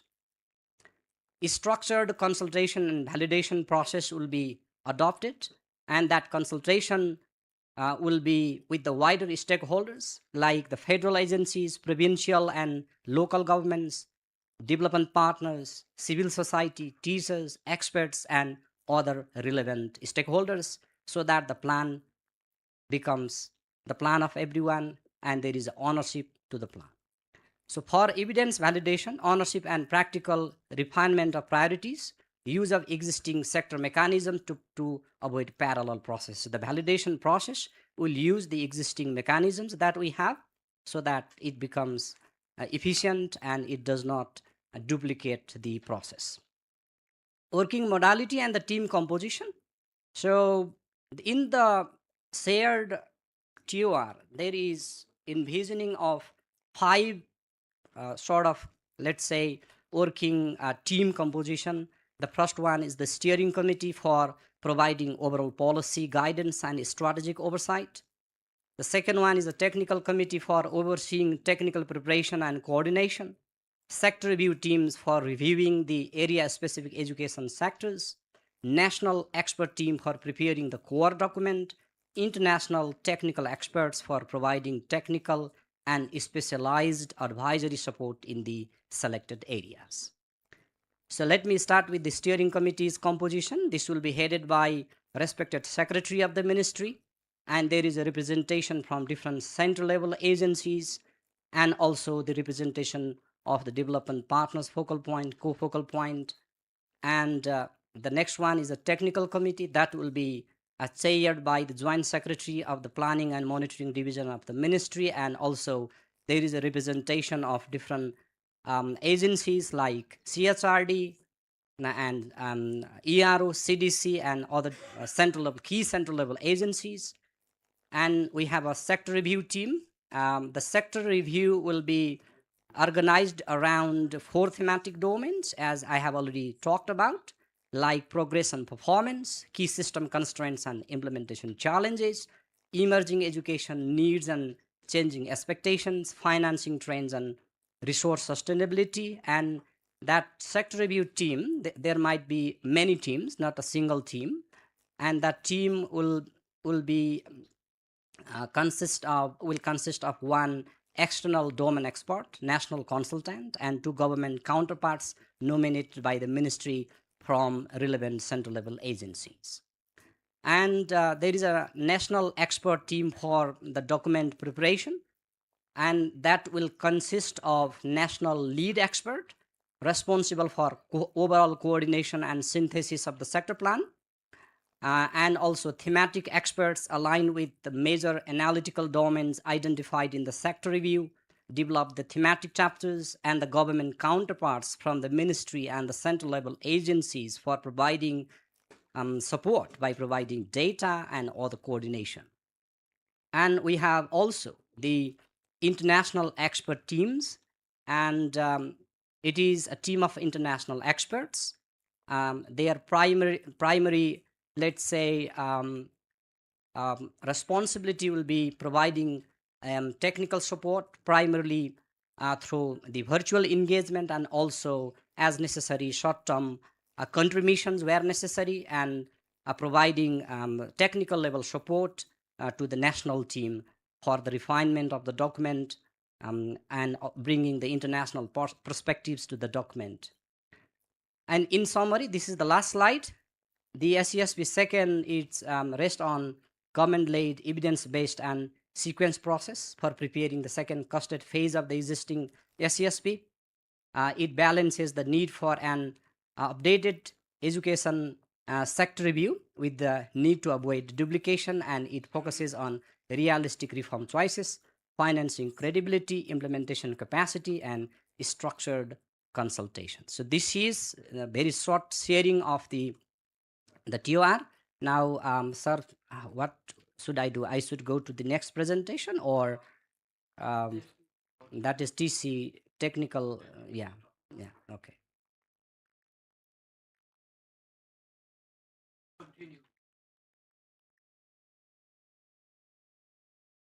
Okay, so thank you, sir.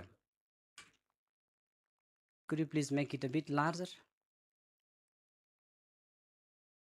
So this presentation is very brief, and this is related to the restructuring of the existing provision of the thematic committees and technical working groups. This is a proposed, let's say, framework, a template, and the background for developing this very document is we have an existing provision of thematic committee and technical working groups, and also in our discussion during the MTR and the JRM process, we agreed to have some sort of revision in the existing mechanism based on our experience.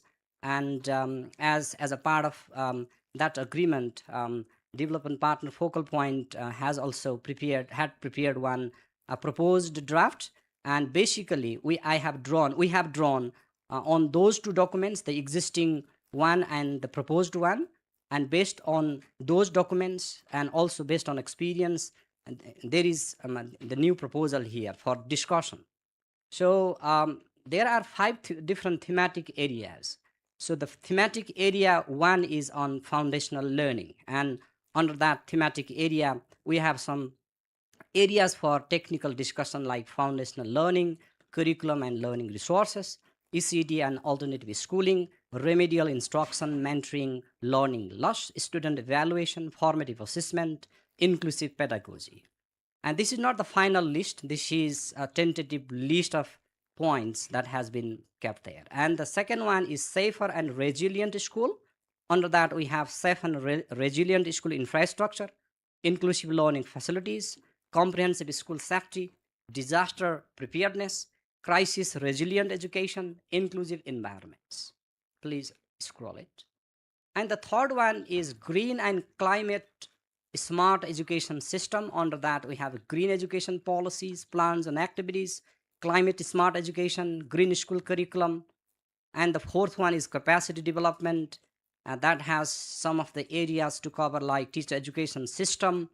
And that is a broad area, like the exist. I mean, both in-service, pre-service provisions, teacher accountability, local education planning, and the final one is education technology, edtech and innovation, like education technology, research and innovation in education, digital learning resources, educational management information system, AI and personalized learning.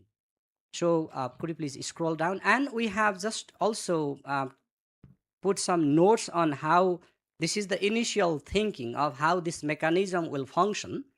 Each thematic committee will be led by the joint secretary level official of the ministry or any other CLA.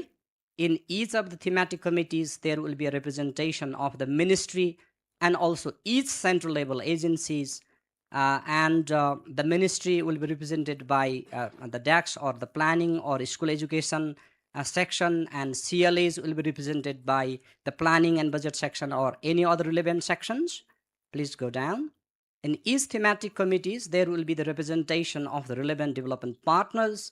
The TC will discuss at technical level and make recommendations to the concerned government agency on possible reform agenda to be taken.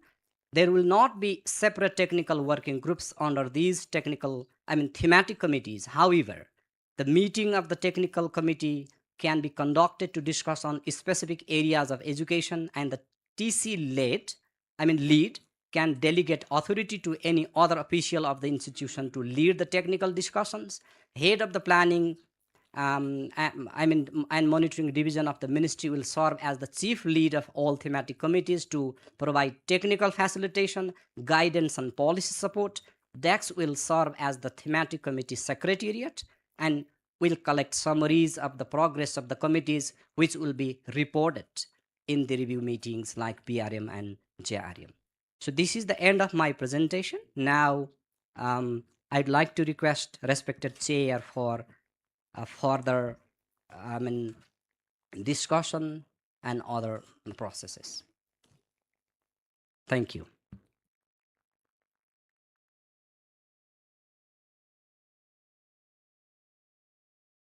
Rameshji, thank you. Thank you for both the presentations. You now introduced two agenda for further discussion. One is this TUR for the preparation of second phase SESP document, and the another is restructuring of TCTWG mechanism. Now, I think with regard to TCTWG mechanism or structure, we had a presentation on the day one meeting process, I guess, or during the plenary, yeah, during the plenary session. So I think we have the record of and memory of that presentation as well, and you can compare, or you can actually further, put up the fresh, ideas and concept on this particular area, because this is the restructuring, and what we have thought of during the last mission is let us try to simplify the TCTWG structure and mechanism for the remaining period of SCSP, right? And if those, two, proposals made us,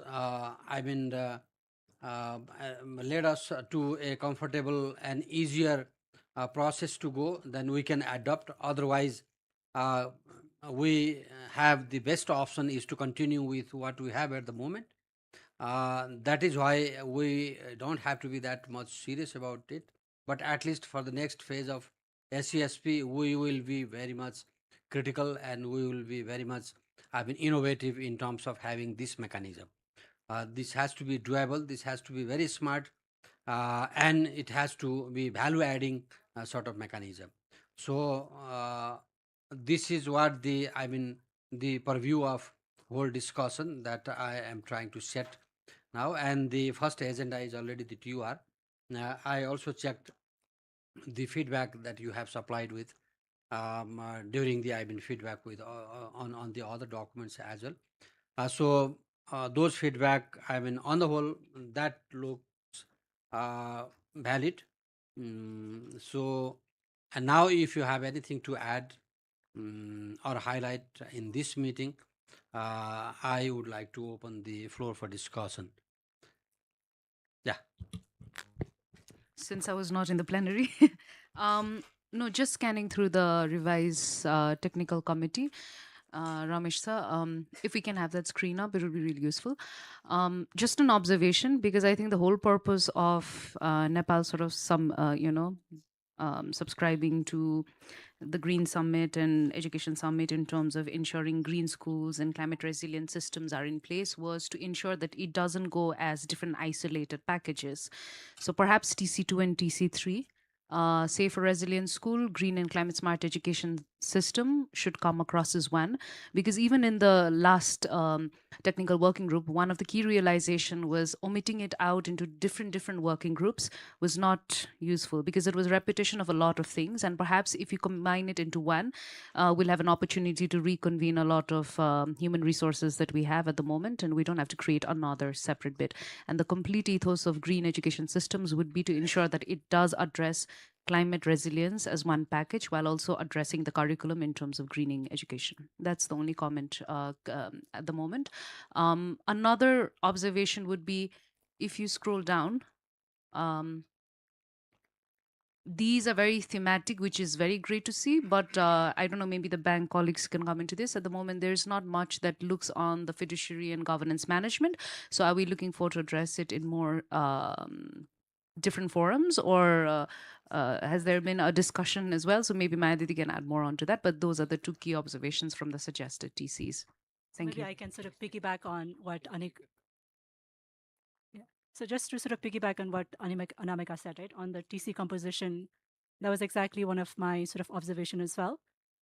In the spirit of sort of, making it more efficient as well, learning from experience from SSDP, SESP, how do we make these TWGs and TCs more efficient?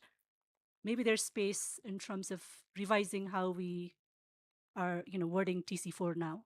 Instead of saying just capacity development, it could be institutional strengthening, right, for implementation. That can include the fiduciary aspect as well. And then, we can still retain the whole capacity development aspect. So thank you.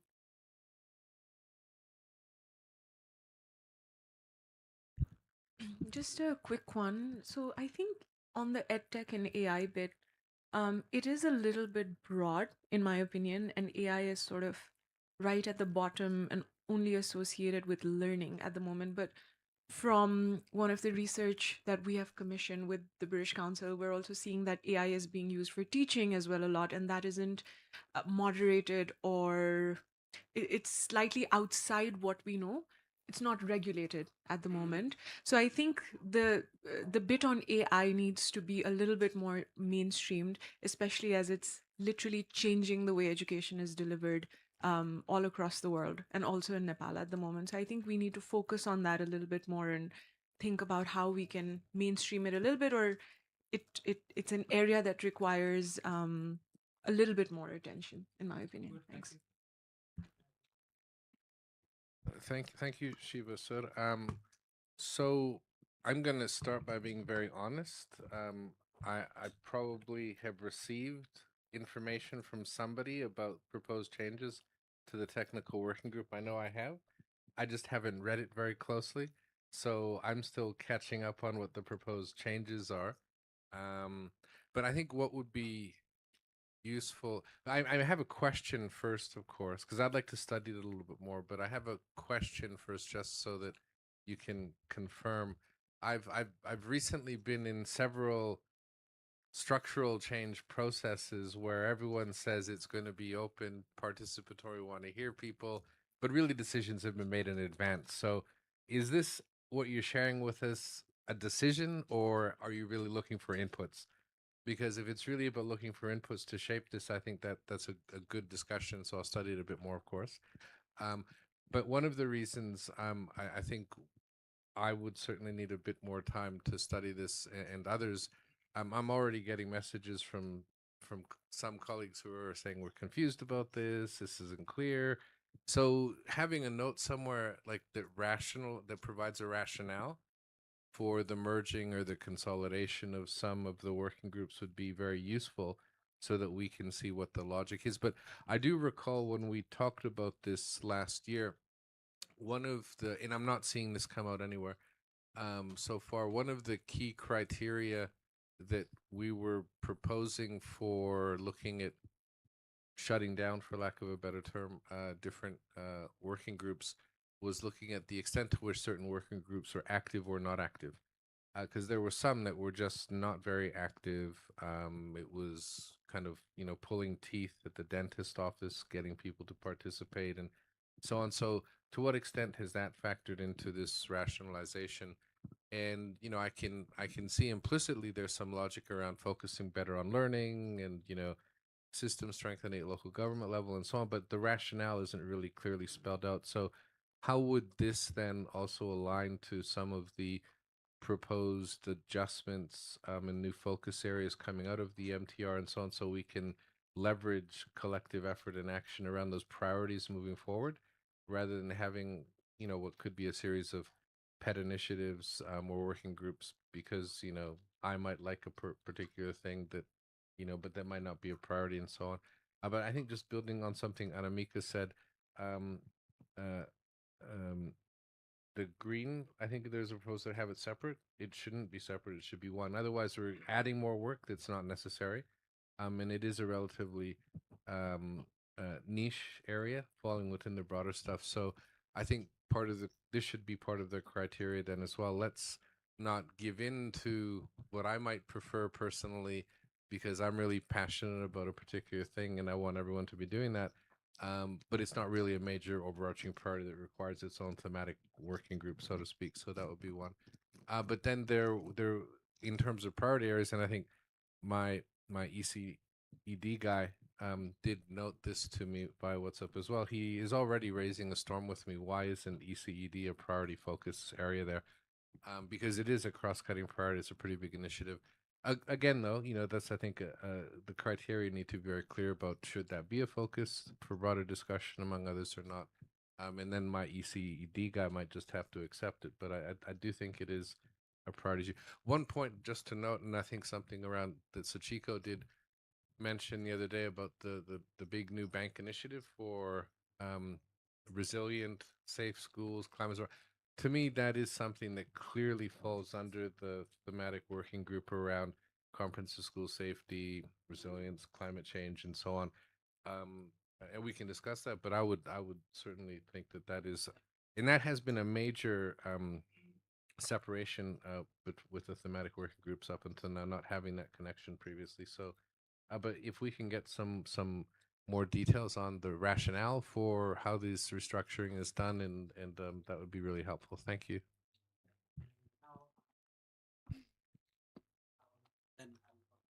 Thank you.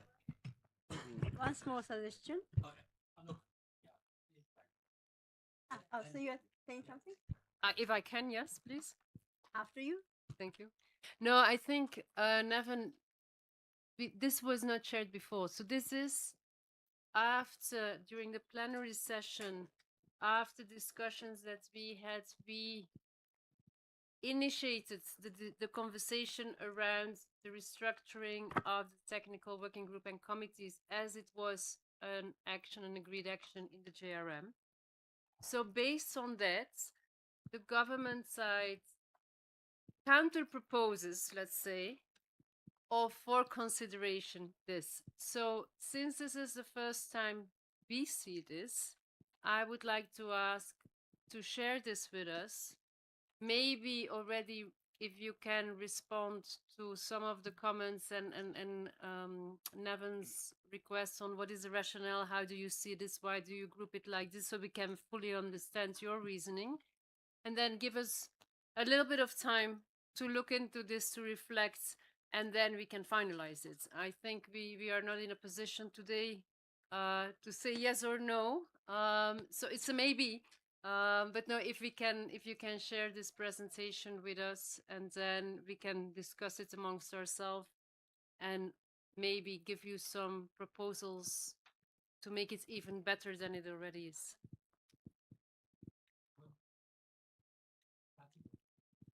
Thank you. Just one suggestion for under capacity building, it would be good to include like a principals, head teachers training, because I think it might have been getting less attention. But we pay attention to teachers, but then really leadership is very critical for any institution to improve. So I would like to suggest to include principal head teachers capacity building. Thank you.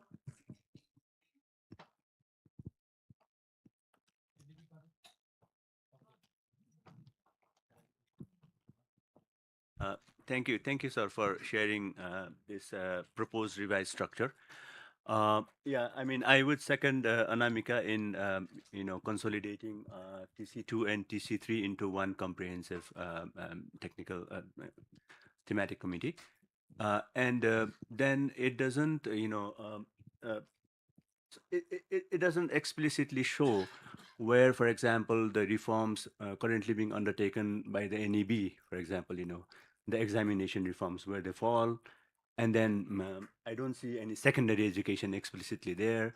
So how does strengthening, one of the big initiatives is science education in grades 11 and 12. So strengthening science in secondary education, where does it fall within this structure is not very clear to us. And then it's not only about local education planning, yeah? It's about, I mean, while, the first step is to build the capacity to plan, it's to implement as well. So maybe we can also broaden it to, and also, strengthening the capacity of local education officers. We heard yesterday, a lot of times that local education governments are working with 1 or 2 officials only instead of 5 that are positioned there. So yeah, I mean, I would emphasize, somewhere more explicit focus on the assessment reforms, examination reforms, the strengthening of science there. Yeah.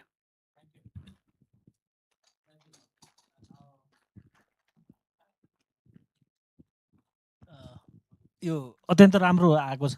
मेरो चाहिँ लागेको यसमा के हो भने यो पुनर्संरचनासँगै कार्यदेशमा चाहिँ एउटा अपाङ्गता र समावेशीकरणको कुरा पनि उठ्नुपर्छ कि मलाई लागेको चाहिँ, किनभने मैले अस्ति पनि ध्यान आकर्षण गराएको थिएँ, जस्तो एएसडी भएका बच्चाहरूकै सङ्ख्या हेर्नुहुन्छ भने मैले म आबद्ध भएको संस्था राष्ट्रिय autism care centre society Nepal अन्तर्गत हिमालय स्पेसल स्कुलमा हामी 33जना बालबालिकालाई सेवा दिन सकिरहेछौँ।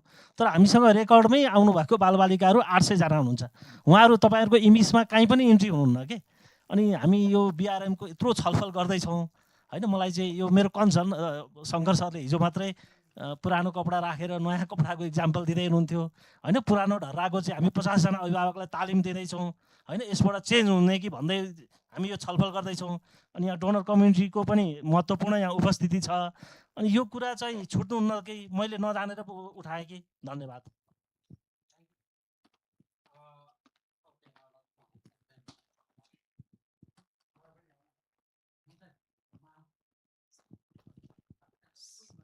Hazur, thank you so much.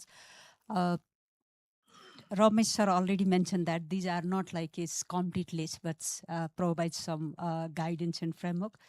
For me, I just echo with Anamika ji. Maybe there are some overlap in technical committee 2 and 3. Maybe we need to a little bit like figure out which areas. Maybe I don't know whether we can make one. Second, I completely agree with Sir mentioned earlier, maybe this equity and inclusion perspective, how this fit in, maybe this is really important. As if we look at access part, there's some like it's children from most deprived and marginalized group, the issues of access, issues of retention, so how this come up with. This technical working group 5, this technology 1, maybe we need to figure out which are the area for the little bit like a standalone and which are the area for feeding in the as a mainstreaming. If you look at foundational learning, that is also required the technology intervention, green and safer infrastructure, and even in capacity building. I also echo with our World Bank colleagues, this capacity development, one of the critical area, figure out the leadership and management. This midterm evaluation of this recent midterm evaluation and other discourse. So maybe not only this teacher, I don't know, it's covered to the teacher education, otherwise capacity building of school leadership, head teacher and the school management committee is really, really crucial.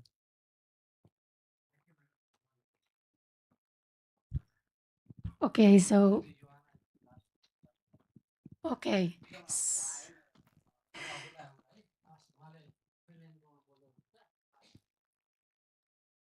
Okay, so I think generally all these 5 thematic areas look good. I would like to add under this TC2 teacher support systems like mentoring, coaching, and peer learning. I think it would fit well there. And I'm also happy about that this local education planning is actually under this group. I would like to kind of highlight that now when we move ahead forward with these local level education plans. And so I think that these teacher support systems should be also one part of key part of these plans, and also this should be considered in these appraisal systems as well, if possible. And then one more like just a general comment. We don't need to resolve this issue now, but when we move to SESP phase 2, maybe we can also discuss about the participation of these groups, like who are the members, who are allowed to be part of, like the members of these groups. Because now we have the situation that we have, for example, Texas project, they have different kind of technical experts. They would like to be part of these different technical working groups, but it has been sometimes kind of, basically they can come if they are requested and invited to come. There are also other organizations like, for example, Karkhana, who has been asking many times if they could be part of this teacher professional development working group. So also kind of this type of technical discussion, who are allowed to participate, not only by invitation basis. So thank you.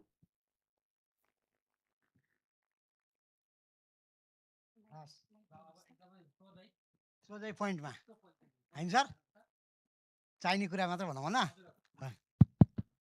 नमस्कार, म गिरिधारी सुवेदी। हजुर, अब म चाहिँ 7-8वटा कुरा चाहिँ राख्न चाहन्छु हजुर।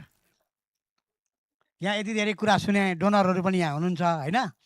मैले अस्ति एउटा कुरा चाहिँ गरेको थिएँ, तथ्याङ्क विभागले निकालेको तथ्याङ्कको अहिले 2078को तथ्याङ्क चाहिँ नामावली सहितको छ होइन। हामीले त्यसलाई अझ राम्रो गर भनेर तथ्याङ्क विभागसँग काम गरेका थियौँ, यद्यपि सकेनौँ। जति भयो त्यो तथ्याङ्क आएको छ। त्यो तथ्याङ्कको आधारमा को बालबालिका स्कुल जान सक्यो, को जान सकेन, त्यसको विश्लेषण स्थानीय तहबाट गर्न जरुरी छ। त्यसको लागि मन्त्रालयले योजना बनाउनुपर्छ, पहिलो कुरो। दोस्रो कुरो, स्कुल मर्चिङको प्रोग्राम छ। स्कुल मर्चिङको प्रोग्रामलाई के को आधारमा मर्चिङ गर्ने भनेर मैले अस्ति पनि गरेको थिएँ। को चाहिँ स्कुल जान छुटेको छ होइन र किन, यो कुरा चाहिँ होइन। मैले यो भन्न खोजेको, सोझै भन्न खोजेको, अपाङ्गता भएका बालबालिका स्कुल आउन छुटेका छन्।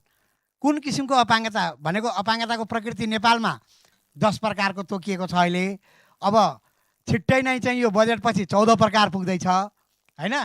अनि त्यो कुन प्रकृतिको अपाङ्गता किन आउन सकेन, त्यसको चाहिँ निड बेस के हो भनेर त्यसको चाहिँ पनि के अरे अनुसन्धान गरेर चाहिँ ती बालबालिकालाई पनि विद्यालय शिक्षाको चाहिँ पहुँचमा पुर्याउनुपर्छ। हजुरलाई म यहाँ रोकौँ, एउटा रोकेँ होइन। तपाईँले क्वेसन कन्टिन्यू गर्न पाउनुहुन्छ। तपाईँलाई चाहिँ मेरो पूरक प्रश्न के भने, अहिले नै गिरिधारीजी तपाईँले नै भन्नुपर्छ क्या त्यो कुरा। तपाईँले भन्नुभयो हामीलाई चाहिएको तपाईँहरूको संस्थाको एउटा सहयोग के छ भन्दाखेरि अहिले 2% बालबालिका विद्यालयभन्दा बाहिर छन् भन्ने आयो। 96,000 बालबालिका कक्षा 8सम्मको कुरा गर्दा 96,000 बालबालिकामा हाम्रो अनुमान अहिले के छ कि प्रोजेक्सन चाहिँ आधा सरो चाहिँ डिजाबल स्टुडेन्ट नै या चिल्ड्रेन नै छन् होइन, डिजाबिलिटीकै पीडित बालबालिका छन्। त्यसो भएको हुनाले हामीले एउटा सडक बालबालिकाको पङ्क्ति छ, त्यसको लागि हामीले चाइल्ड राइट काउन्सिल केसँग कुरा गर्दैछौँ, ह्युमन राइट्स काउन्सिलहरूसँग, बालबालिका मन्त्रालयबाट उहाँहरूले पनि एउटा प्रोफाइल दिँदै हुनुहुन्छ। तपाईँलाई यही बेला मैले एउटा जानकारी पनि गराएँ, अफिसमा कुरा पनि गरिदिनुहोस् कि तपाईँहरूको महासङ्घबाट अपाङ्गता भएका बालबालिका विद्यालयभन्दा बाहिर बेसिक एजुकेसनको हकमा भएको एउटा तथ्याङ्क जानकारी तपाईँहरूको पनि संयन्त्र लगाएर उपलब्ध गराउनेतर्फ तपाईँहरू पनि चाँडै केही हप्ताभित्र यो काममा लाग्दिनु पर्छ। हामी गर्छौँ यो। ल अब अगाडि बढ्नु, अर्को क्वेसनमा यो कुरा हामी गर्छौँ। अब तेस्रो कुरा, अब हामीले के छ भने यो जुन 08 क्लासको चाहिँ कोर्स डिजाइन छ र विषय चाहिँ जुन छ त्यो चाहिँ नमिलेको हो कि भन्ने मलाई लाग्छ। हेर्नुहोस्, मैले चाहिँ स्पष्ट सेन्ट मेरिज पनि देखेँ, अनि तपाईँको बेङ्गलोरमा गएर क्लासहरू नि हेरेँ, केरलामा नि हेरेँ होइन। त्यहाँ 5वटा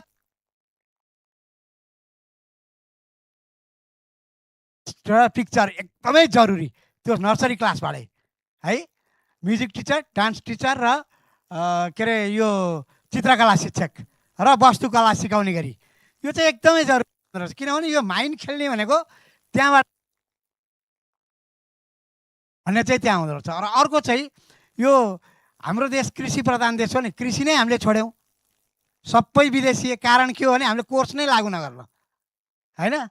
यो सिप र कृषि दुइटै, एउटा सिप सम्बन्धी होइन, अन्य सिप हुन्छ नि त, अब सिलाइ बुनाइदेखि लिएर अनेक सिप हुन्छ त्यहाँ, वस्तुगत कुरा मैले भने। र यो कृषि विषयलाई चाहिँ कक्षा 8सम्म कम्तीमा अनिवार्य बनाउने कुरा यो चाहिँ मन्त्रालयले इन्डोर्स गरिदिनु पर्यो हजुर। यो एउटा मेरो हजुरहरूलाई सुझाव होइन। अब अर्को चाहिँ कुरा चाहिँ के छ भने, चौथो नम्बर कुरा, अब तालिम चाहिँ भइरहेछ। हेर्नुहोस्, तालिम चाहिँ प्रशस्त टिचरहरूले ट्रेनिङ पनि लिनुभएको छ होइन, कोर्समा आधारित टिचरले त्यो प्रतिवेदन पनि लेख्नु भएको छ होइन। अब अपाङ्गता भएका शिक्षकहरूको लागि विशेष किसिमको कोर्स बनाएर उहाँहरूले क्लासमा गएर कसरी चाहिँ के अरे शिक्षण गर्दा प्रभावकारी हुन्छ भन्ने छुट्टै डिजाइन तुरुन्तै चाहिँ यो चाहिँ पहिला एकचोटि चाहिँ अलिक प्रयास गरिएको थियो, अहिले बिचमा ग्याप भयो। अनि त्यो टिचरहरूलाई ट्रेनिङ दिनु पऱ्यो। र त्योभन्दा महत्त्वपूर्ण कुरा, क्लासमा डिसेबिलिटी भएका पर्सनहरू चाहिँ, स्टुडेन्टहरू चाहिँ क्लासमा बस्नुहुन्छ, टिचरले जानुहुन्छ, बोर्डमा टट टट टट टट लेख्नुहुन्छ, पढाउनुहुन्छ, बुझ्नुभयो भन्नुहुन्छ, कहिले त्यो सक्षम व्यक्तिले बुझेकोले देखाउँछ, त्यो अपाङ्गता भएका विद्यार्थीमा ध्यान गएको छैन। त्यही त त्यो कारणले अब साङ्ग शिक्षकहरूलाई पनि, डिसेबिलिटी नभएका शिक्षकहरू जो हुनुहुन्छ उहाँहरूलाई डिसेबिलिटी सम्बन्धी होइन, कम्तीमा चाहिँ हजुरहरूले 5 दिनदेखि 7 दिनको एउटा प्याकेज बनाएर ट्रेनिङमा चाहिँ राखिदिनु भयो भने छिटो विद्यार्थी स्कुल आउँछन् भन्ने मलाई लाग्छ। पाँचौँ कुरा। छैटौँ कुरा चाहिँ के भन्छु भने म हजुरहरूलाई, हाम्रो अघि यहाँ गर्नुभएको थियो नि संरचनाको कुरा, पुनर्संरचनाको कुरा, मैले अस्ति पनि भनेको थिएँ।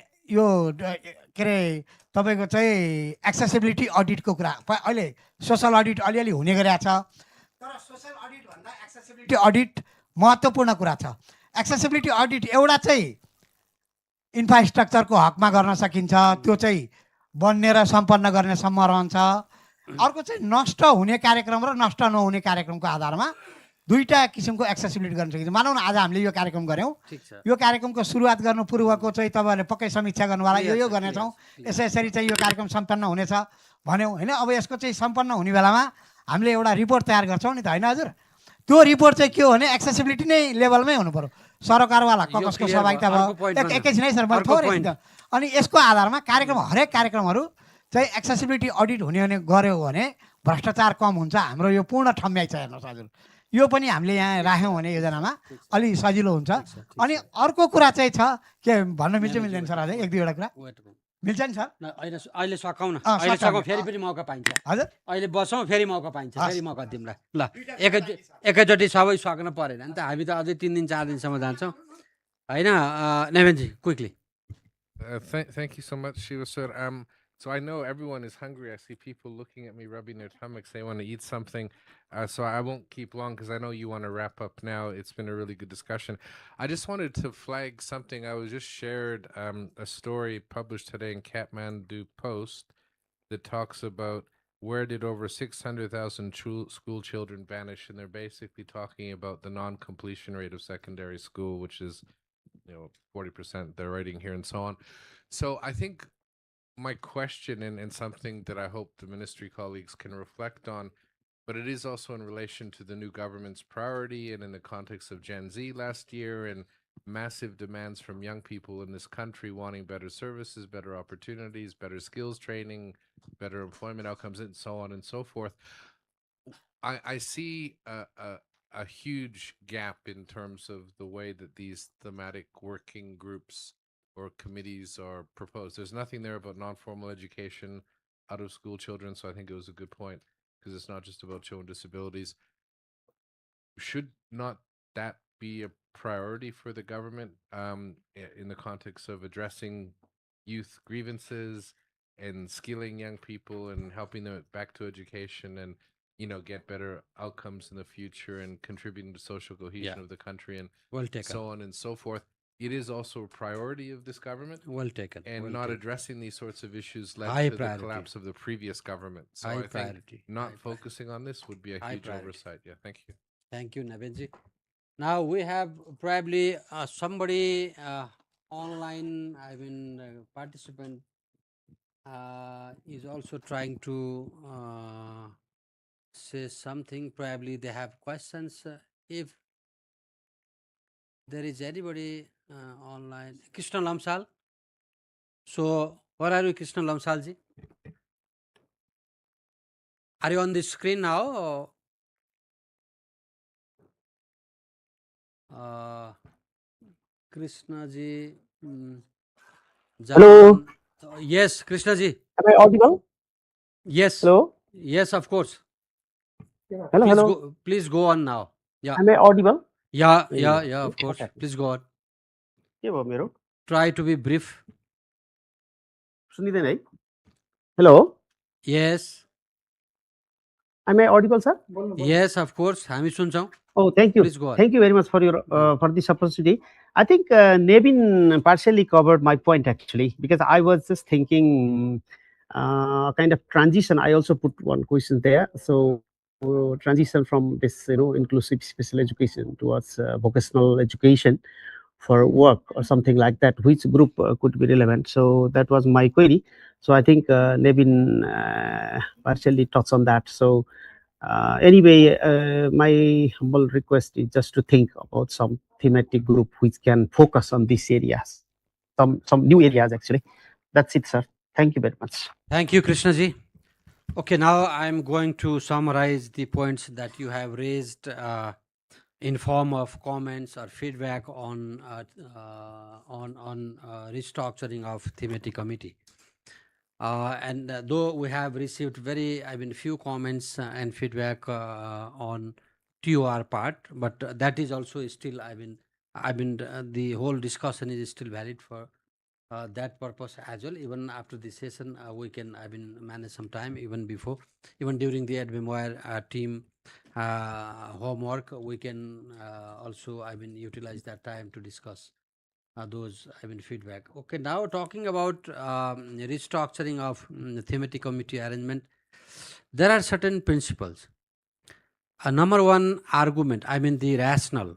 Yes, with regard to rationale, I think we have to go back to recall the discussion during MTR and JRM.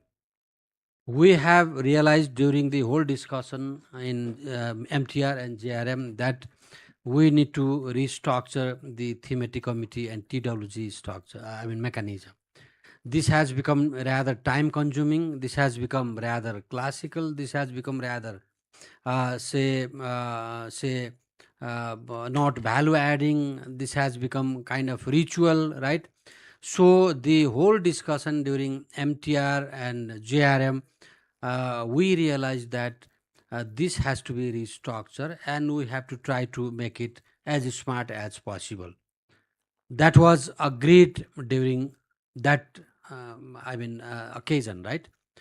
And we also agreed on 2 points. Number one, if there is anything urgent need of amendment or restructuring for the remaining period of time, let's start working on that.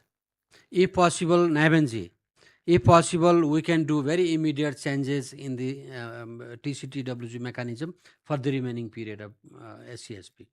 If not possible to do this within this period, we will do it for sure for the second cycle, right? There will be massive restructuring. That was what we agreed. And now, proactively, I do thank my colleagues from DP side that they have proactively, come up with kind of, new sort of, little bit of modified, structure of TCTWG mechanism, and that was shared during plenary session. It was well appreciated, right? And at the same time, now this is supplement to that discussion, and this is a result of certain thinking, and also it has based on a certain principle. I would a little bit touch upon those principles. For example, number one, we try to get rid of TWG mechanism. Let's stick on thematic committee mechanism alone, so that we will have 5 committees led by joint secretaries, participated by all the relevant people, like from DPs and our departments, right? And there will be 5 committees, 5 themes, right? And no TWG, though the working themes will be included in those relevant technical themes, thematic areas, right? That was one principle. The another is, let's focus on the key critical agenda for departure. We do have, so many, areas for discussion. There are so many areas which have been covered in the implementation. That is implementation. Whole implementation will take care of those other areas, regular areas, right?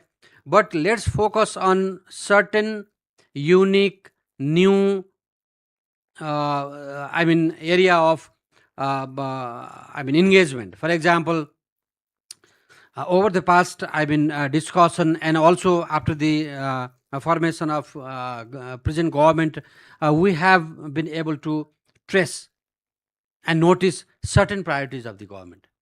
Some are announced and some are sensed, right? So, and those priorities of the government, for example, if we talk about the priority of the Ministry of Education, time and again, our Honorable Minister has emphasized on certain areas. For example, inclusive education, addressing the all forms of needs of children with disability,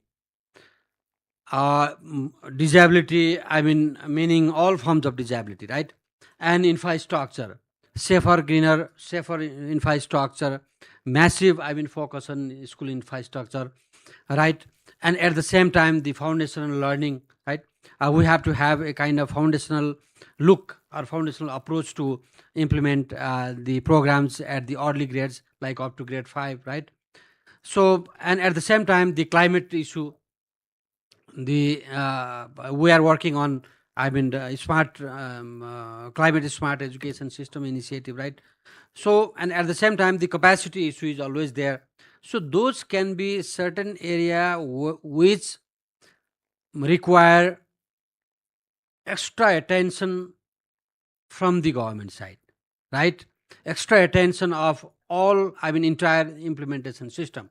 So we can rather focus on, or we can rather select those, I mean, areas of concerns, areas of key concerns, area of priorities, right? To become or to form the thematic areas for this particular purpose. And rest of other areas, yes, definitely we can take care of those areas as well while we discuss in those themes, right? Since we are the one who are responsible for implementation of entire SCSP, right? So if there are conventional sort of things, if there are regular sort of things, if there are, I mean, the themes which have already come into the system, which has already been, I mean, given, I mean, certain guideline, policies or legal framework, right? And we may not have to, I mean, focus much on those areas which are because already put on the regular system. So so at least that is the principle to, I mean, produce those this table particularly, right? And again, finally, the another principle is this is simply a kind of very initial, I mean, initial documentation of the emerging thinking around the Ministry of Education at the moment. This is not really, I mean, the final documentation. We have not been able to capture what we have thought of, even, right? Because of the time pressure. So we can go on working on this version and the another version. We can go on working even during the I mean, admin team discussion. You can continue discussion if we are able to, I mean, conclude with certain, I mean, common sort of, I mean, framework. Then we can agree on the agreed actions or admin as well. Otherwise, we can, I mean, go on and continue discussion, right? With certain modification for the remaining period of first cycle, right? And for the second cycle, we'll definitely, I mean, work more. So that is the, I mean, whole premise of having this version of draft, I mean, discussion document. And talking about TUR, yes, everything is clear in the presentation, and also we have received your comment on TUR. So basically the point is there will be 3 stages of, I mean, TUR from SESP second phase document preparation exercise. Number 1 is the review of SESP implementation system. Basically, it is said sector review, but it is basically the review and assessment and examination of SESP first phase, and that would definitely focus on result, would focus on bottlenecks, issues, further challenges, and also emerging needs, fresh needs, aspirations, voices coming up in the society very recently, right? So that part will be covered under review. And the another part is real document preparation exercise. Document preparation exercise will be definitely led by the steering committee, Minister of Education, headed by secretary, and at the same time there will be a kind of technical type committee which is led by joint secretary planning, right? And both the exercise, the review and the document preparation exercise, will be supported by team of experts. We have expected the combination of international and national experts to provide us technical support over both the stages, like review and the document preparation, right? And if possible to arrange, we can also create some kind of scheme of having online international expert inputs for this particular process. If not possible to have them physically in here in Kathmandu, right? So we can also, create or opt for that, choice or possibility as well, having online expert inputs. So at least we have to make sure that we will have international expert inputs in both these stages, like review, education sector review, and document preparation. That is the main idea of that TOR. And rest is definitely we can further go into this, and we can also will also look into the feedback that you have provided, and I think this require little bit further work to integrate those feedback into the TOR draft version, and so that it will become a little bit consolidated, and we'll be in a position to approve and finalize this document. Yeah, that's it. Okay, now your turn. Okay, Anu. Consider so we fully note that for the restructuring of the technical working groups and the committees that there will be further conversation on this, and I think we should look at the process also from how much do we have to change for the remaining SCSP, but also already looking forward of what can we do for the second phase, right? But so for our, as I said, if we can have the presentation, we can discuss amongst ourselves, and then we can continue the conversation. Coming to the TOR for the planification or the development of the SCSP2, as you already mentioned, Shiva, sir, we sent extensive comments on this, and I think there are a couple of main points. First of all, our question is, do we need such an extensive review? Because we have already the midterm review, we have already the ongoing JRMs, BRMs, we have already ongoing other studies and analysis that has been done by partners, by government. So and we have a document. It's not that we start from zero. It's not going from SEDP to SCSP.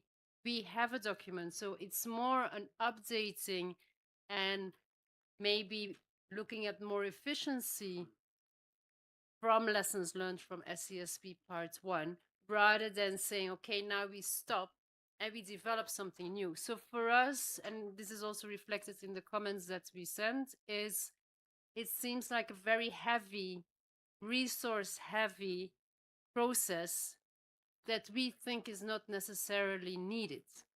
Also, one of the points that we felt that was a bit missing in the TOR is we have now almost, I'm looking at Nilkanta, so 753 local education plans, or we will have by July. So in how far can we do an analysis now of these plans to make sure that it's not only top down, but also bottom up, that the SCSP phase 2 is also fully informed with the needs that are expressed in the local education plans. But you will see that the comments we gave are quite detailed. And I think there again, if we can ask for the conversation to be continued, so that we can finalize this TOR. But for us, the main points would be, it seems like a very heavy exercise that might be lighter and smarter in a way. Thank you. Yeah, just quickly adding on to that, maybe instead of review, we can think about synthesization. And other than our own like sector reviews and MTR as well, I think a lot of us have commissioned scoping studies, for example, and there are bits that are emerging from those scoping studies as well. So maybe we can just all pool in our studies and yeah, the things that we have done, and we look at it more as a quick synthesization exercise as opposed to a resource intensive review. Agreed. Agreed. So, Maya. Yeah, thank you. I think what I also wanted to say, and that's sort of reflected in our comments as well, was that, right, like let's not go back to doing a intensive sector review. And I don't think that's the intention either. So I think it's not coming across in the presentation. So when we revise the TOR, let's be a little bit more specific in terms of what we mean. And I think a lot of the recommendations have already come in, right? Like how do we use existing studies, MTR, the real evaluation, the scale scoping study. So there are a lot of work already done. So how do we synthesize and build on that?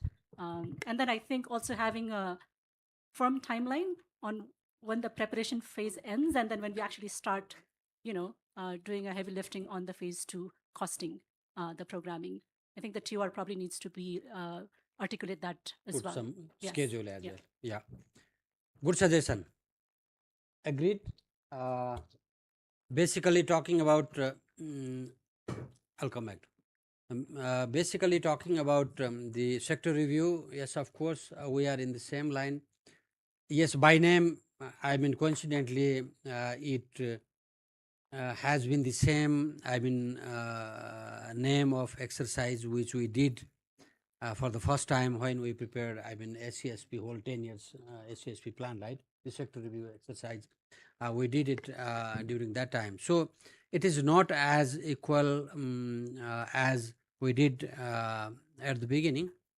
So this is basically, as you said, the understanding is simply an stock taking of what we have at the moment, basically the assessment of the progress of SCSP, and scrutinize or analysis of the bottlenecks, challenges, and also documentation of new fresh, aspirations or voices, right?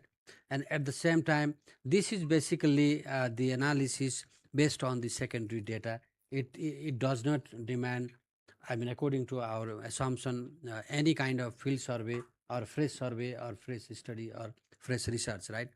So that part is very clear. And at the same time, the most important thing, as Anouk also pointed out, like, yes, we have aimed at, during this process, looking into or going back to the main or major part of local education plan documents as well. Basically the review and basically the picking up the major part of basically the direction of a local education plan approved by different palikas or by the number of palika by the time, right?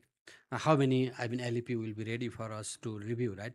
So at least so that we will be able to claim that the SCSP second phase is well informed by local education initiative or local thinking, local perspective as well, which is already reflected in the plan, and plan has been well reviewed for this particular exercise or purpose, right?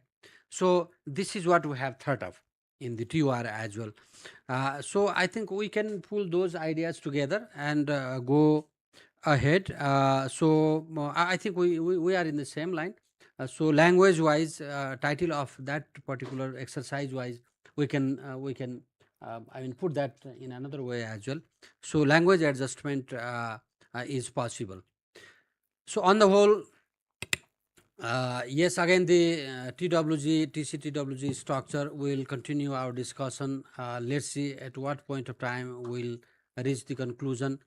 We should not be much serious about what we are supposed to decide today or during this week course. No, at least we are thinking for kind of reform, we are thinking for kind of improvement, right? We are thinking for making some kind of positive changes in the process that we have been adopting over the past 5 years, 4 years period of time. So it is just a question of making our life easier, not creating new burden, not creating new complex sort of mechanism, so that we will get into that and we will not be able to get rid of those and making results better. No, this is not like that. So we will definitely find the very comfortable and very win-win sort of ways to go ahead. I think we will work further. So for the remaining period of SCSP, right, let's see what is possible. But still, what we have to think is, let's think about little bit new and little bit sort of creative and innovative sort of mechanism, so that we can we can make our whole engagement meaningful, right? So that part has to be always in our mind. And for that purpose, we can continue our discussion and conversation later on in future as well. With this, I would like to conclude this discussion with one more point from Anamika. No, thank you, Shiva sir.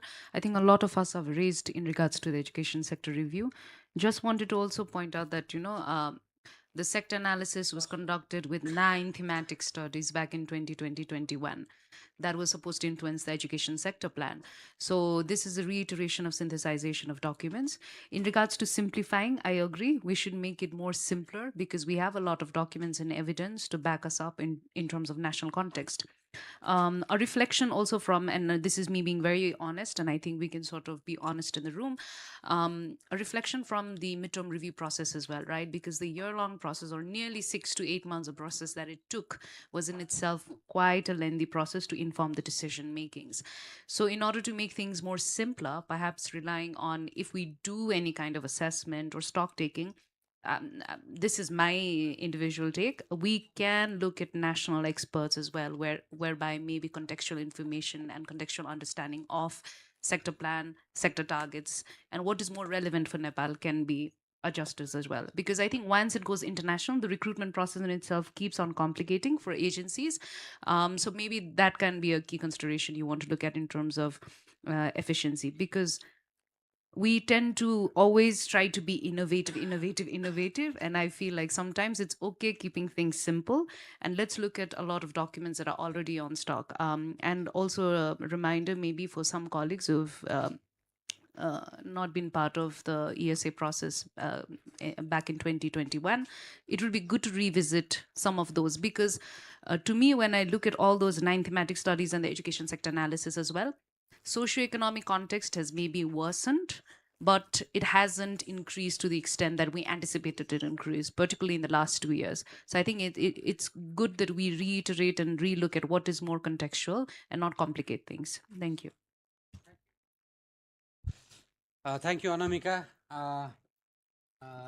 With the compliment of Anamika, now we have been able to conclude this session. Now we are going to another agenda, that is a brief presentation on foundation learning together with lunch packet. Right? So, yeah. So we have to be a little bit efficient in terms of time as well. So I think we are bound to, wrap up our session by 1:30 in any way. So now we'll have a very brief presentation on foundation learning. Continue discussion, continue eating together. Yeah, please go ahead. Now foundation learning, Dr. Vishnu Karki sir, expert, advisor, chief technical advisor for the Ministry of Education and Sports also. Earlier you used to be, advisor for science and technology as well, but now you have become, expert for sports as well.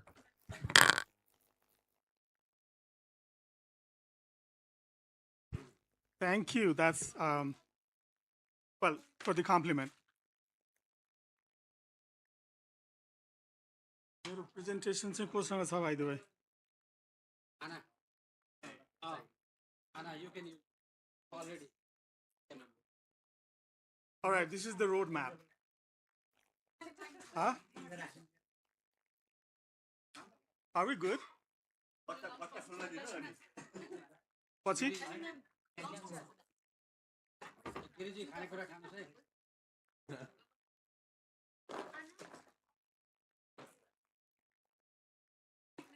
One minute? Okay. 1 minute. Sure.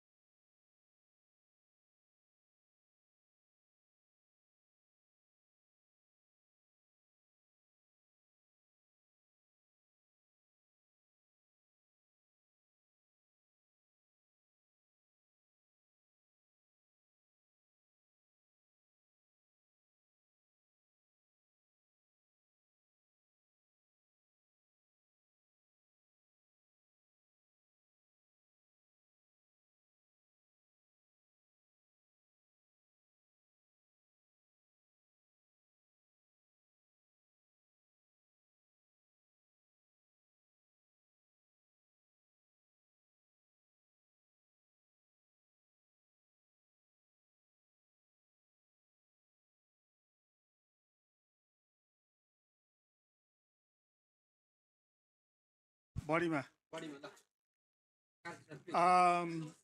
Shall we? Are we good? All right. Thank you again. This is my last presentation, I guess, for the day. But before I start, let me clarify a couple of things. One, ministry actually formed a committee to develop this foundational learning draft, a roadmap. In order to prepare this roadmap, actually, we prepared a lot of documentation, collection of data. We reviewed lots of documents. Our past projects, for example, the real plan, learning achievements, the integrated curricula, and so forth. So basically, to arrive at this point, actually, we have had lots of document to study and reflect. So this is basically a consolidation of all those activities that we already did. Unfortunately, we could not make reference to recent evaluation on real plan because that was not ready by that time. But now that is ready, so maybe it's an opportunity to revisit, to look into the recommendation and also reflect into the roadmap and perhaps into the action plan as well. So again, I mean, this is just a road map. This is not an action plan or plan as such, just like a guiding document as to what are the priorities that government has set. What is actually government looking for when we say foundational learning? Because this has not been clearly and concisely, precisely defined what is foundational. Because what we know is early grade, and we know ECED, but now we need to elevate from that ECED concept to up to grade 5. And right here, I would also like to make a kind of a reference to Nevin's point. Based on that, the students who fail or disappeared, you know what? I mean, I did a thorough analysis of those cohort from 2072 till last year. And you know what? I mean, this is just the manifestation, what we are seeing at the SEE or grade 12 level examination. For many children, they drop at grade 3 or before, 30%. Huge number, they drop in grade 3. Yeah, and the next drop is at grade 6. Next drop is at grade 8. The CHRD data, the flash report, if you track, clearly indicates that this is not happening all of a sudden at grade 8, 10 or 12. So therefore, this foundational learning, actually, we also have alternative program to cover not just those who are in a school, but also to cover those who are out of school. So therefore, this is where actually we try to address your remarks you made recently. All right, Kago Mirutio. All right. Oh, good. Okay. So, I mean, just talking about, is this just something that we have started in Nepal? The answer is no. Actually, India has already done a massive scale program they call Nipun. Similarly, Philippines have already started, South Africa, and quite a number of countries have already started. Therefore, this is not new to Nepal. And also, it's not new to us because we have already done the real plan, the early grade learning, early grade reading, the SESP MIS flash report says that, the NASA report says that we need to focus. And on top of that, actually recently conducted MTR and the agreed action also pointed out that we are much behind in the foundational learning. So therefore, whole program actually oversees the learning assessment. One of the area of this program is to go. All right, next please. So what we are seeing is, because we have now fragmented focus like ECD and then grade 1 to 3 and then 4, 5. So we actually looking for consolidation. How do we make the efforts that we have done to improve ECD situation to extend to grade 5? Why? Because many children, they drop in grade 3. So our challenge is to how to actually ensure that they continue at least through 5 and get to grade 6. Because that is one of the bottleneck we want to kind of minimize and let this access go seamlessly through grade 5 and upwards. So for that reason, we are thinking that foundational learning is very important for Nepal. And our data clearly suggests, if you look into the NASA report, and recently shared data also suggests that many students actually do not achieve as much we planned during the early years. So therefore, we need to focus much into this population and grades. Next, please. Right. So what are the messages that we want to give is we are trying to actually make sure that at least minimum, that's why we said foundational. Foundational is the basic that every children must obtain by the end of grade 5. So we take 5-year time as a continuum to learn and ensure that every children has mastered the basic skills and competencies before they graduate to grade 6. And this is a challenge for the government to ensure, because what we have learned in the past is that the progression of a student from grade 1 to 5 is very easy. And with recent declaration that, okay, we follow the automated promotion actually makes, again, another very important consideration for the government to make sure that they progress not just for the sake of progression, but also they learn and they have the basic skills within the time frame. Therefore, this is a very challenging period for the government to actually ensure that they learn something. So for that reason, this is the roadmap. Yeah, I'm not going to read every line. Okay, so what does foundational learning means to Nepal? How we have, or how the government has actually understood, it is a continuum. So up to grade 5, starting from ECD, that we ensure every children, and we talk about learning floor. So the learning floor is actually the basic competencies or learning that every children must obtain or guarantee. We have 4 domains in the program. First, literacy, numeracy, learning behavior, and basic digital habits. We have causes, and we have explained in the larger document, bigger document, that actually digital habits is very tricky to introduce in early grades because that might have a lot of other consequences. So therefore, we are very clear and about this to make sure that this actually does not negatively impact children's development. But at least at the same time, we also want to make sure that they have some sort of orientation or hands-on so that they know they have the basic orientation to get ready. Similarly, in grade 1 to 5, the focus is, again, literacy, numeracy, comprehension, writing, practical numeracy, independent learning, and readiness for grade 6 to 8. So bottom line is to actually not just make sure that students learn the basic skills, but also to ensure that their continuity starts, again, goes beyond grade 5 to 6 and 8. Because grade 8 is compulsory, that everybody must, and it is also the responsibility of the government. Therefore, we cannot and should not deny anybody, completing grade 8. So for that reason, we also take grade 1 to 5 foundational learning as a means to ensure maximum number of students actually reach grade 8. Again, the learning floor is defined as emerging, developing, proficient, and advanced. By the way, these are already the categories or levels already used by CDC, and this is not new. We just wanted to expand that to level grade 5. But then again, our aim and our learning floor is level 3, which is proficiency. So that level is what our expectation is. So we consider level 1 and 2 as a kind of a startup, but then we aim to achieve level 3.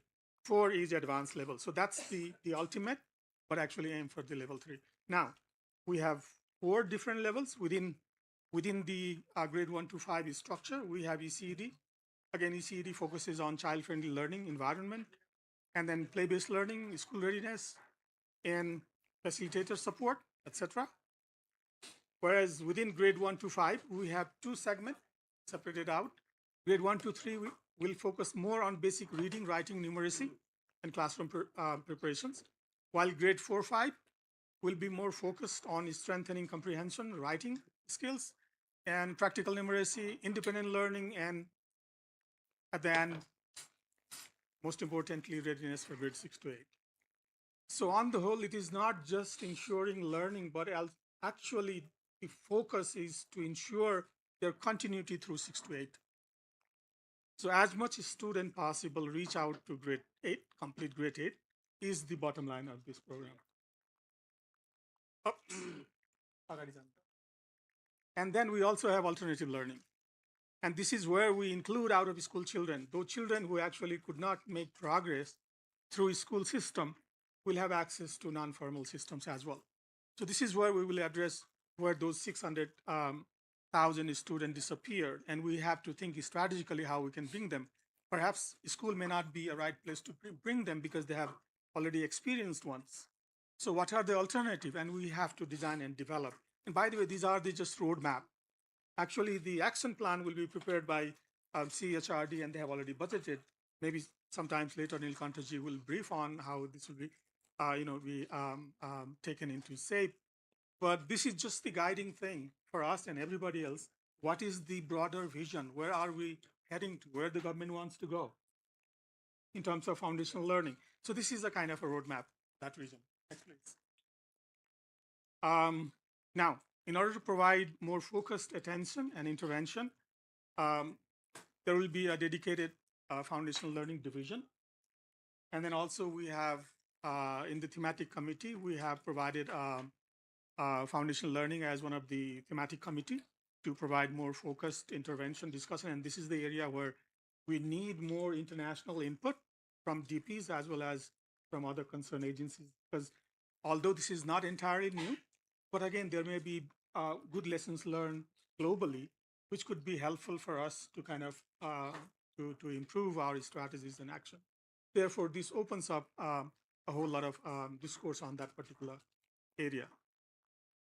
Now here, local governments is the, actually they are the central implementing authorities who will be implementing this. Alongside the local education plan, they will have the FLN as the major component built in. Similarly, we also expect from our development partners to align all technical and financial support with the national roadmap, because now we have CD a separate component and then other learning components separate. So therefore, we need to pull through all the technical, financial, and strategic action into one bigger agenda as the foundation learning program. So that's why we need more collaboration and way out from development partners. Financing, again, I mean, this is not a plan, therefore we have not come up with any numbers or figures. Rather, we suggested the strategies, how we can pull through resources and make a kind of a consolidated effort in terms of financing as well. So government will definitely pull out the resources that has been channeled through different programs and activities. For example, the integrated curricula, the early grade learning programs, and then also the integrated curricula and so forth under the umbrella of the foundation learning framework. The last point, the core principle again is to the learning evidence. Actually, the foundation learning program has a very strong inbuilt mechanism to ensure that we receive or the authority receives regular feedback about students' progression, their learning achievement. So that evidence has to be situated within EMI system or in other systems so that we carefully and critically and regularly we update that evidence. And then technical resources and support actually should move back to school, to the teacher, and to the learner who need it most. Now we know that not all students and not all teachers and not all schools are doing well. So therefore our focus should be if we need any school that needs the resource, if we need a teacher, then it needs the resource, and then the learner, they also need it. So therefore resource allocated for foundational learning should actually prioritize where the needs are. So therefore, it has to be kind of based on priority rather than regular, kind of a regular support to the learner or the program. Next, please. All right, the way forward. Therefore, since this is a roadmap, okay, Ali Bazago. No. Okay, this is the last one. Okay. Sorry. No, I thought close. Okay, this is the last one, so don't worry. So let's use this roadmap as a national strategic framework. for strengthening foundational learning. This is still a framework, as I repeated, to prepare a detailed implementation plan together with Ministry and CHRD so that we will have all that aligned. And I tell you what, we already have all those. I mean, I received comment also. We have already worked out the rubrics, the benchmarks, the tools, and everything is in place.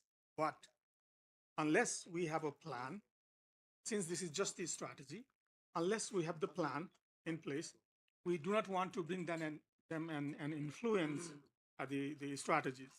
But we can actually revisit those tools and templates and everything to refine it based on the needs. The problem is we still need to have multiple tools and multiple strategies, given that we are not thinking about one size fits all strategy. This has to be flexible. How can we make it?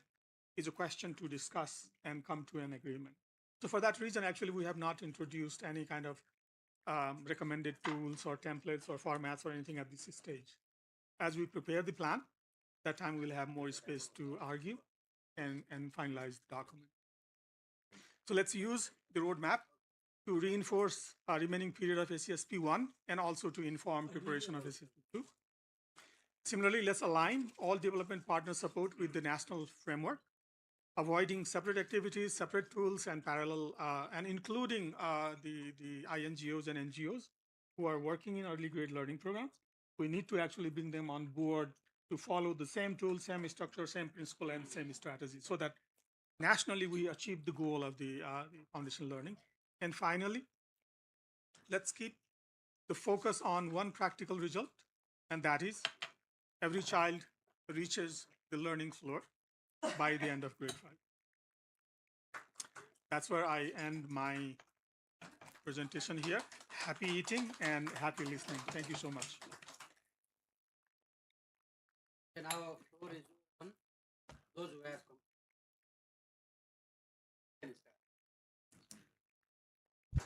I have not finished my lunch, but was just excited to contribute.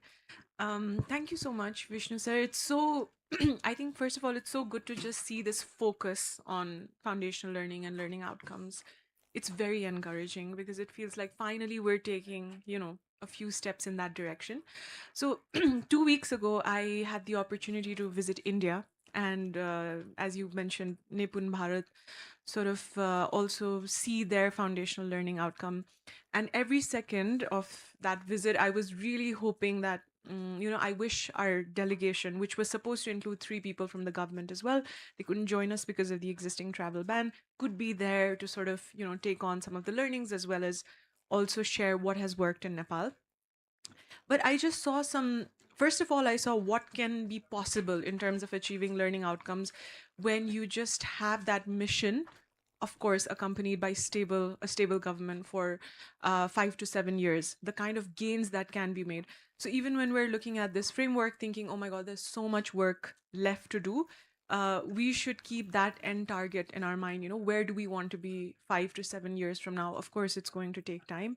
But yeah, with just that vision and some small things that I noticed that I thought was something that we can do as well. So in each classroom, we visited some classrooms in rural Haryana.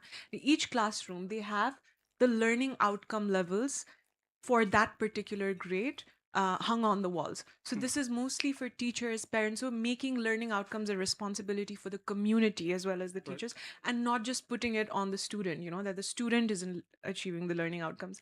As well as at the entrance of the school, there are some goals around foundational learning that are put on the board. So just putting that front, left, and center of any school, of any teacher's sort of professional development, I think has done wonders for them. On the second point, this was related to the point that Shiva sir made earlier about international expertise, as well as you yourself mentioned that we are not the first ones to do it. There are many other countries who are way ahead in terms of their journey of doing this foundational learning program. What I would encourage is international expertise isn't just about expensive international consultants, right? As Anamika said, we also need to decolonize our view on that. We have enough national expertise, but what I would encourage is peer-to-peer learning. peer-to-peer exchange, government-to-government relations. And that's what that symposium was about as well. So, for example, Tanzania, Rwanda, Ghana, India, South Africa, they were part of this delegation, right? And Nepal was also invited, and there is an online forum where these colleagues still meet. And I think that's where we can value from international expertise is when they were costing their program, for example, 5 years on, what has worked, what in their context achieved the most amount of return on investment, where did they see that their investment sort of didn't have that kind of value add. So I think those are specific areas where we can invite international expertise, particularly on a government to government level. But the leadership on this will then have to be taken by the ministry. So just wanted to mention those few points. Thank you. No, thank you. I'm sure, and thank you for sharing. I mean, I second Shivani's view that it is actually really encouraging and important and needed to have a strong focus on foundational learning. I think it'd be, I mean, just as a suggestion, it'd be, I think, beneficial at this stage um, to, I know there have been maybe some informal feedback and, through different channels provided to date, but maybe to formalize a kind of task group or working group almost between the ministry team with interested development partners or JFPs, but really taking like a mission sort of approach to this to unpacking. So, there are a lot of global expertise on this, a lot of good examples in other countries that we pull on. There was the real sorry, real evaluation that was done that points to some really good practices. But there is also a lot of evidence, whether it's cases of positive deviance or what might have you here in Nepal, where there are things that are working and there are pockets of success even in Nepal, where based on testing interventions now are leading to some positive, incredibly positive outcomes. I think, and I saw one of the recommendations in the real evaluation was to pick out those practices that have been successful and focus on those, if you will, right? In the work plans, in the budgets, support to local governments, and so on. So I think if we're talking about taking a laser-like focus on foundational learning, it has to be laser-like. We can't have annual work plans and budgets that talk about doing every single thing still across the whole education sector. I mean, if I look at the ASIP and annual work plan budget, I see there is in injection of focusing on some activities for foundational learning, accelerating learning. But parallel to that, I still see 150 other activities that are going to take all your time and attention, right? So a hard decision has to be made. And I think there has to be an honest reflection. What isn't working? So I don't think we can, and we have this discussion all the time, I'm sure, among other development partners, but also in UNICEF, we can't keep doing the same thing if it's not working and expect a different outcome. So I think the reflection here would probably be what has worked, what hasn't, what can you drop, what can you kind of streamline, if you will, what should you focus on? I mean, if we're in a classroom asking teachers to do integrated curriculum plans and to do focus on foundational learning and focus on remedial education, focus on after school classes and focus on 101 things, nothing will ever get done. So my recommendation would be take a military-like approach to this, right? Put out marching orders, this is what you do, ABC, this is what's going to work, and we expect to see, and if not, we're going to punish you as a teacher. Or something, like, I don't know, think outside the box, whatever it is. But basically what I saw earlier, I mean, I said, wow, that's like my country program document for UNICEF, almost exactly the same. We focus on key learning stages as well. We have key strategies that we work on. It's what we do within those strategies that might be a bit different, right? But where's the focus? And I think that needs to be clearly articulated and defined and based on what works, what will succeed. And there are already really good examples in Nepal of things that are working, right? We have the Rio, we have examples of things we've supported in different palikas. We have, I'm sure, other agencies that have got similarly great examples. But then we need to be careful, just because what we've done in one palika, because of the unique characteristics of that particular palika, might not work in another palika as well. So let's not also assume that what's worked in the West will work in the East, and that sort of thing. So, but focus to me would be the critical defining factor here, and what is really different from what you shared from what's already in the SESP. Like, where is that focus, right? Like, how will we accelerate those learning outcomes? Because, and I think it is worth stating, and I'll stop soon, um, uh, but underscoring that it is a major learning crisis in Nepal. I mean, there are massive, huge consequences for not just the children, but for the country itself, in the future. And one thing that you did say, Vishnu, that kind of struck me a little bit, um, which is an ongoing pet peeve I have with colleagues from the ministry to this date. But it is about this thing about dropout children, right? It's children dropping out of school.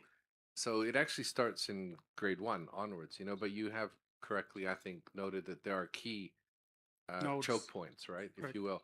But it starts from grade 1. You have even the EMIS data shows that it's about 7% dropout in grade 1 or something like that. 4%. 4%, yeah. So I've seen, so let's say it's about 4%, Yeah. but that's cumulative over every grade level, right? And some grade levels, some points might be higher than others. But you're basically saying by the time the kids get to grade 8, more than half of them have dropped out, something along those lines, right? But I keep seeing the government data telling me that it's only 90,000 kids who are out of school, and it's only like 2 or 3% out of school rate. But you're telling me now it's 50%. What is it? But that's not me. That's the flash report. Yeah, but anyway, you see my point, And right? even Like, today's report. there's a disconnect here. But I think you also then correctly point to the fact that many of these children, if they're not supported in some way, not only are they falling through the cracks, they will go on the border with India and be trafficked, or they'll fall into drugs, and there'll be massive drains on society, or they'll start trading what they call it. It's not shabu, but what is it? The drug from Indian. Like, I mean, I was just out in Madesh last week. The number of young boys, in particular, who are engaged in trafficking drugs across the borders and other illicit things is just phenomenal. And many of them dropped out of school. Anyway, I'll stop there. I feel like I'm preaching now, but I think to me it needs to not come across as just something I would present in my country program document. Where is the kind of differentiated approach there to focus on accelerating foundational learning outcomes and not just make sure kids are learning, but they're staying in school and getting skills for employability down the road, which is a big grievance for many these days. I'll stop. Thank you so much. Thank you, Navinji. Who is there? Anamika? Sorry, Okay, yeah. just a small observation and Then I- recommendation, because I think it reiterates what definitely is in SESP in terms of achieving learning for children at that age. In terms of foundational learning, it would be maybe helpful to sort of categorize, right? Because Nevin did point out on out of school, but I think we tend to sort of look at data from different perspectives and put it in the same basket when we say out of school children. We're not categorizing them as per age, and therefore the foundational learning for out of school children into different set of age groups needs to be classified, because I think we're looking at literates, calling provinces literate zones and districts literate districts, but I think the rational foundational learning for these age groups should also be highlighted. But then again, what can SESP do, and what is it that we can sort of address should be also further looked upon.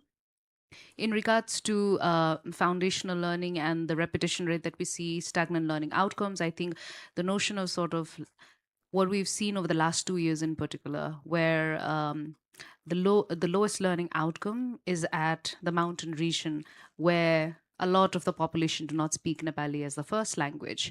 And therefore, it's very clear that the medium of instruction and that the learning outcomes are correlated. It has come again, time and again, because the assessment sort of does take place in Nepali, right? And maybe I look at Vaishalaji, maybe she'll also add on to this one.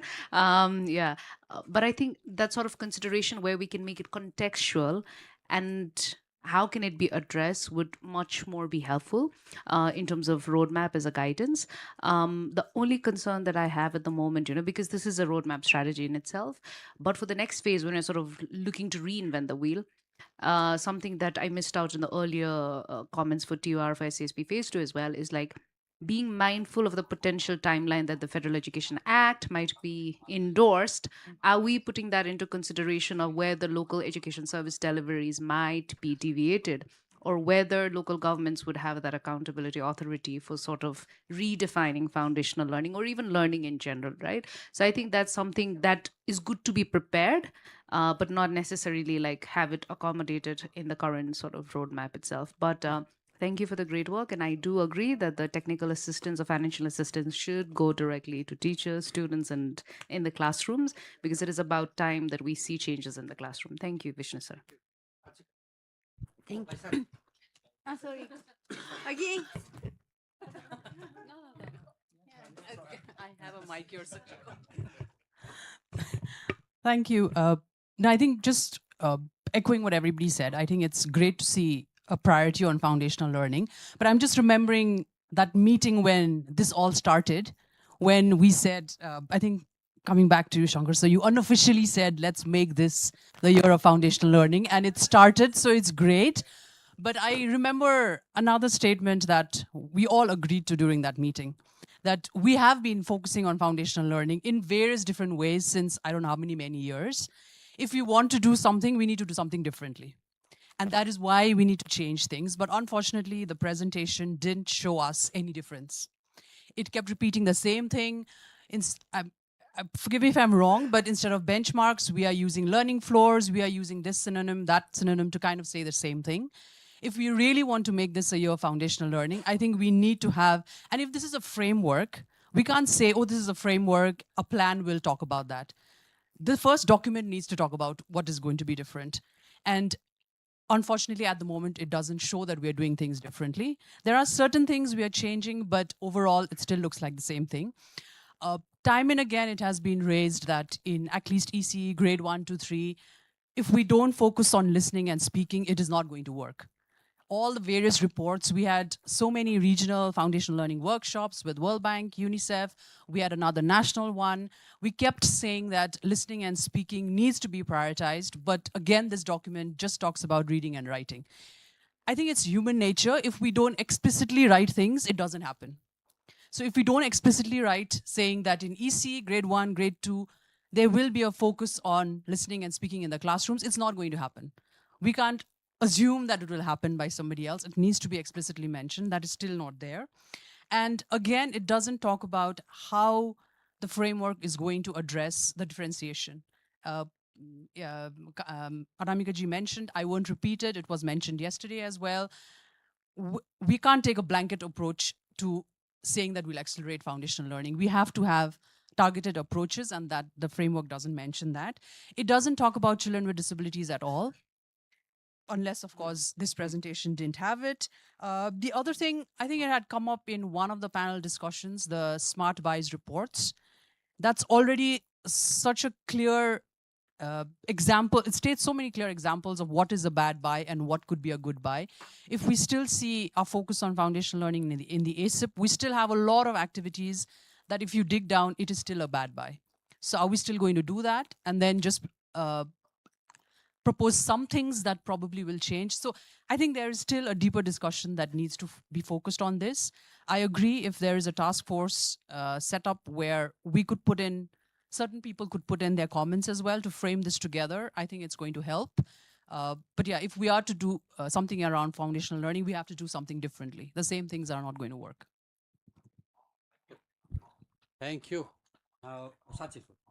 Thank you. I have an idea for something different. I think the community and the parents were not really addressed. And as Shivani mentioned, when she saw that all the community involved and then all the presentation of schools goals and all that, I think that's important. I have a daughter who is not very strong academically, and I can chase after her and then engage a tutor, and then still she's kind of very doing surviving. Point is, many parents are not able to do that. So who will take over that responsibility, chasing after, making sure that really they are learning the foundation, building the foundation. That is, if not parents who cannot do it, community and then schools. And I think what's important is I'm determined. My daughter gets basic. Somebody has to be determined. Somebody has to really make sure that foundations are really built on. So that is something that the curriculum teachers have to finish this curriculum and then busy doing this and that. But when we say we focus on foundational learning, in practice, you're not focusing because there are so many other things. So if the country, schools, districts, municipalities, schools, and then parents and community, if they really mean to focus on foundational learning, something has to be given up. And then really, really focus on the foundation. Because it's pain to stay in school, classroom, looking at the blackboard or smartboard or whatever, and I don't understand anything, but I have to sit here. It's a pain. So I think it's very, very important to make sure that other be sacrificed, but focus on foundational learning. Really making sure schools have to be determined. Thank you. Okay, so I think this So मेरो पनि थियो। contribution and the okay, you are also there. Okay, now उहाँलाई इन्दिराजी उहाँलाई सरलाई दिनु ल त अलि quick. Thank you. Quick छ मेरो. Thank you so much for the presentation and on foundation learning in Nepal with the reference from different countries. And it's a bit worrisome to see that dropout rates in grade 3 and 6. I think this is very worrisome. In the past, like we used to see like dropout rates were in when the children were in adolescent, like especially the girls, because when they have the first menstrual things, then they have to, they will be out of the school for a couple of days, then they think they are left behind, so that they drop out the school, especially the girls. So considering that in mind, like, you know, this province, Bagmati province, when I was at the government, like we introduced school health program saying one school, one nurse program. So that was to bring to keep the children at the school and also to have the health awareness programs. And also at the same time, if somebody is sick at home, it is always the girls, like it is practical in the remote areas as well, so that the girls will miss the class because they have to take care of their elders or parents or something like that, so that the children of adolescent age, they can bring if somebody is ill at the school, at home, they can bring their elders to the school so that they won't miss the school. Because at the same time, the school nurse will take care of them, do some basic first aid health services. And so I think on this, keeping the child at the school is very important. So, and also for this also, I think we need to have a specific policies to reduce dropouts as well. I think this needs to come out. And also at the same time, I think the ownership feeling at the school, to stop the dropouts, I think ownership feelings at the school is very important, so that, as I mentioned earlier, about the mother tongue education at the school, and then also the local, the community involvement. This is very important to keep the children at school. So I think every child has the potential to shine. So we all need to work on to polish them. Thank you very much.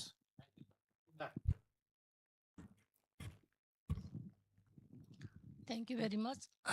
Continuing to this is my comment is also on the out of school children related thing. When we discuss about this, our plan about this alternative learning pathways targeting the out of school children, I think we should also consider their talent or intelligence mapping something, because not all children may stay out of school because of not having the learning opportunities or something like that. Some children really may have different intelligence or different capability or talent or interest area, but they may not be like really willing to go for learning. So providing the basic learning or basic thing is one thing. Then at the same time, depending on their age and interest areas, I think we should also think of planning some other alternatives also, in addition to alternative learning. Otherwise, we will force them, to be in the classroom, read whether they like or not, then it will be very painful and heavy for them.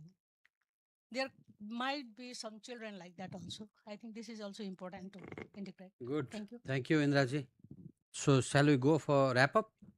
Everybody happy? Agreed? Okay. Thank you, colleagues. First of all, thank you, Dr. Vishnu Karkisar, for your presentation. and I would like to congratulate you for this platform, for creating this platform, since it has invited our international colleagues to think about foundational learning in a kind of consolidated and in a unified sort of, notion. And I would also like to appreciate the contribution came from different colleagues on this particular subject, foundation learning. So now we are going to wrap up the whole session. So where is DG? Is he around here? Or Mahendraji, do you have anything to tell us? And then I'll go with the wrap up.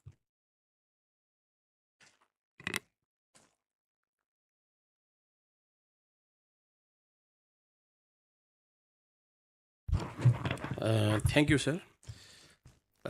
Respected Chair, Joint Secretary from Ministry of Education and Sports, DP's focal point, co-focal points, delegates from different development partners, system colleagues, experts, ladies and gentlemen, good afternoon and namaste.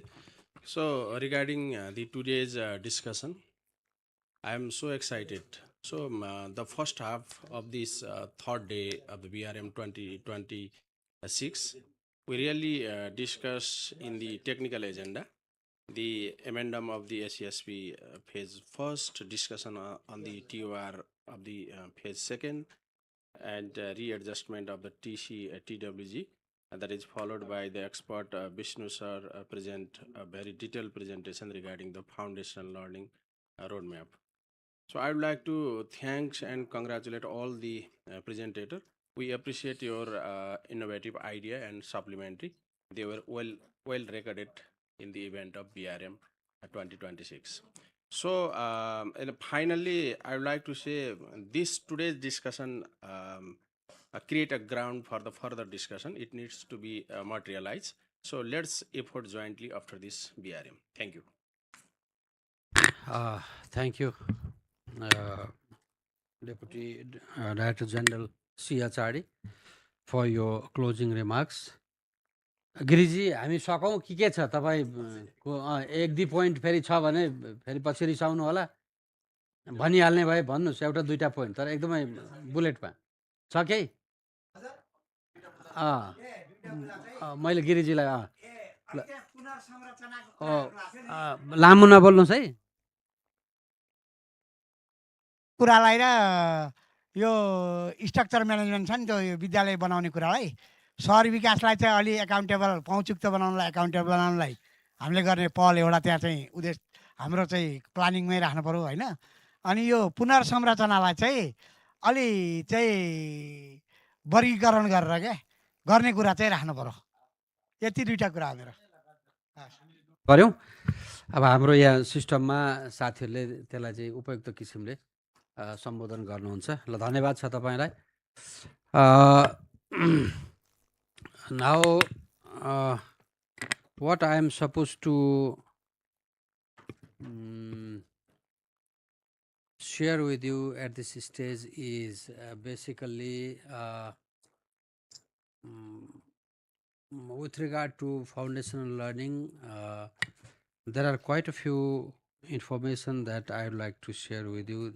First of all, this is, I think, in the context of Nepal, you might have noticed that we discussed a lot and at length during the midterm review mission and joint GRM also on foundational learning, because that was also the follow-up discussion and follow-up interaction based on the last year's international, regional seminar that we held in at Hotel Hyatt, and that was also followed by a follow-up work planning meeting at Hotel Hilton. Yes, Hilton Hotel.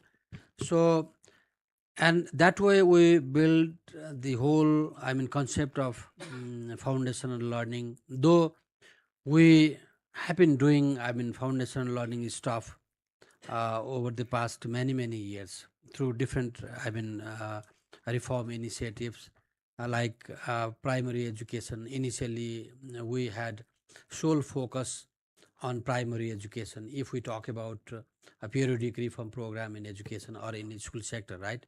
And the whole primary education focus was definitely that was focus on the foundational learning, right? And later on, we put and we expanded our efforts and interventions also in different segments. Now, over the course of time, we came to realize that we have to have a kind of very concrete, very solid and consolidated idea of thinking about improving learning outcome at in the early grades of schooling. That early grades can be defined depending upon the context of different countries. In the Nepal context, we have defined, initially we used to have, one very clear definition, which was 1 to 3, grade 1 to 3. Since we also have one argument, because 1 to 3 is integrated curriculum system, right? So now, through this process, we defined early grades meaning, or foundational grades meaning ECD to grade 5, right? So now we have at least agreed on one very important policy point, which is foundational learning is defined up to grade 5 level, right? So that is there. At the same time, we also introduced, we started both the strategies, basically two-pronged strategies and approaches at the same time, right? We try to pull all the foundational learning related inputs and interventions together while proposing AWPB for the next year. We did it already, right? There is a foundational learning activity line item in the budget program sheet, right? LMS. So that activity line has pulled and put together all the relevant segments of activities into one single activity line. Now, this is a kind of message that we are trying to give to the implementing, mechanism or system as well, that now we are putting our effort, we are focusing on particular, the approach which should be directed towards improving learning outcome of foundational grades, which is up to grade 5. So that this message has to reach out to local level as well, and for that purpose now the program has been proposed, and later on we will prepare PIP will provide them a lot of guideline to implement those activities by considering that those activity will be consolidated towards the one single goal or target, which is improving the learning outcome of early grades. That is there. And at the same time, based on those conference and national regional seminar, and also follow-up seminar, and also based on the interaction that we had during the midterm review mission, and also we can go back to the report. The report, MTR report, also has pointed out and has emphasized on the foundational learning sort of stuff, which has to be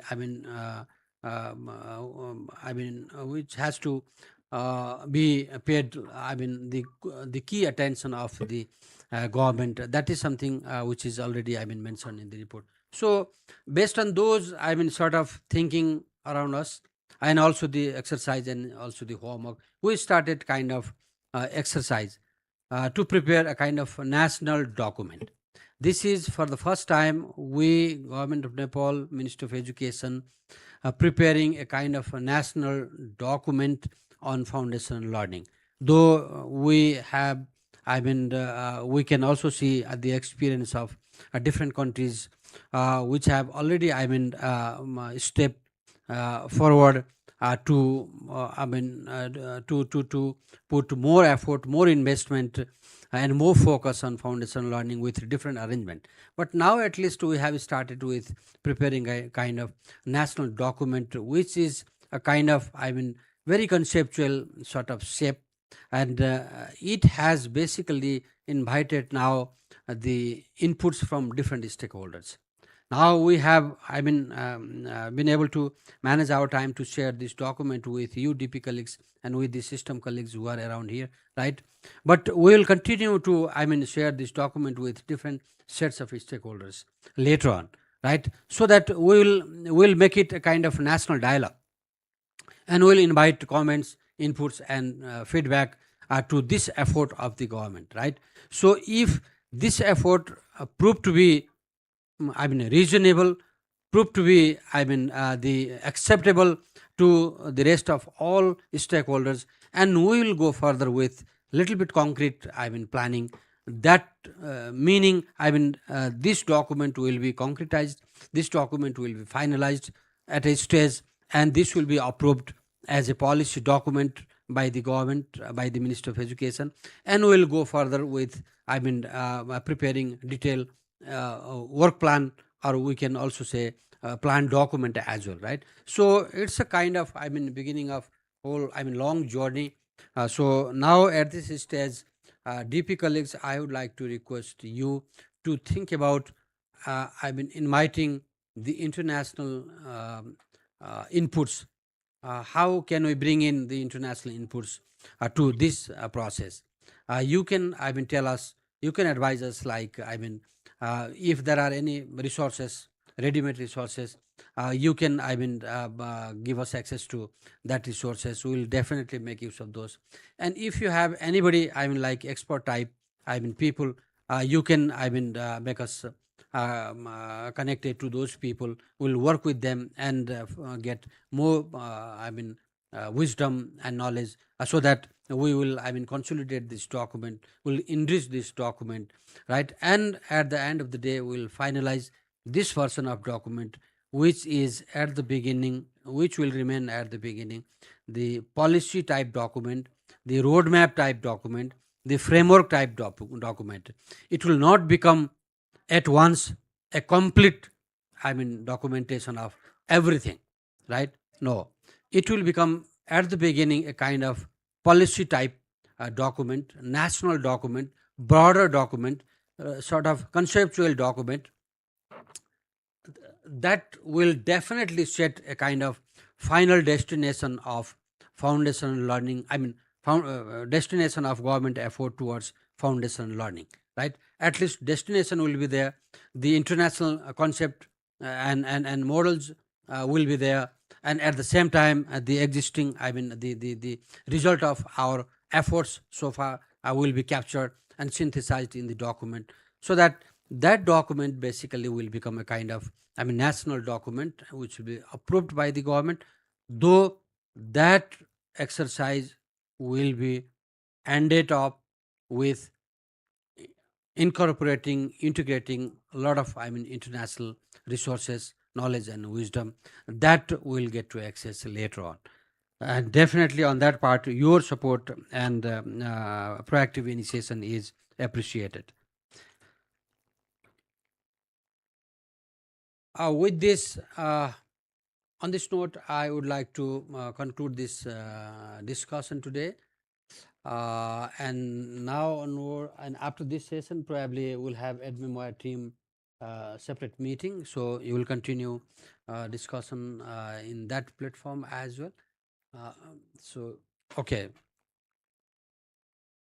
Very quickly, thank you. Would it be possible to get a request in writing or something from the ministry about seeking external technical assistance from our respective organizations? Because I can already pretty surely commit to you that UNICEF's Center of Excellence, which recently established as part of our global reform, they are supposed to be designed to respond to requests exactly like the one you're making now. So if I have something in writing from you, I'm pretty sure I can get some hands-on for you, and I'm sure others might be able to do the same. Yeah. Mayaji, wait a moment. For your information, yes, of course, possible. We'll definitely get back to you with the request for, further knowledge, further wisdom to put into this process. That's for sure. And so far, we also have been, I've been working with British Council, which has been providing us kind of logistical support at the same time, also sort of having kind of access to the international learning resources as well. So, and we will be very much happy to find some more resources, some more support from other sources as well. Probably Mayaji also offering some kind of So, support. I mean, I think sort of agreeing to what Naveen said, right? There are expertise available in all our agencies. Our, HQ team is, available. So I think it's the government to decide what kind of expertise you need, right? Of course, we had the regional workshop here as well, where we brought a lot of experts to Nepal, and we, made some use of those. But then, expertise are available, from different agencies. It's really deciding what kind of expertise that we are lacking or we think adds value to our current exercise, right? On sort of moving forward, it's really good to see the momentum, right? This agenda has, gotten so far, but I think we also need to be cognizant. We can't keep sort of, working on the roadmap. How do we move from roadmap to actual implementation? Of course, for next fiscal year, there are certain, already indication in the budget, to show that movement. But as we sort of prepare SESP phase 2, I think that, really concretizing what does it mean in terms of operationalizing the foundational learning roadmap for the phase 2 probably needs to go hand in hand. So I just wanted to highlight that part. So that timeline probably also needs to be thought through a little bit. And really, I think sort of pointing to what Sachiko was also mentioning, right? What is the learning floor for us for each grade? I think we need to define that, right? Otherwise, it just becomes something saying learning floor. What does it mean, right? So that also probably needs to come clearly in the roadmap itself. Thank you.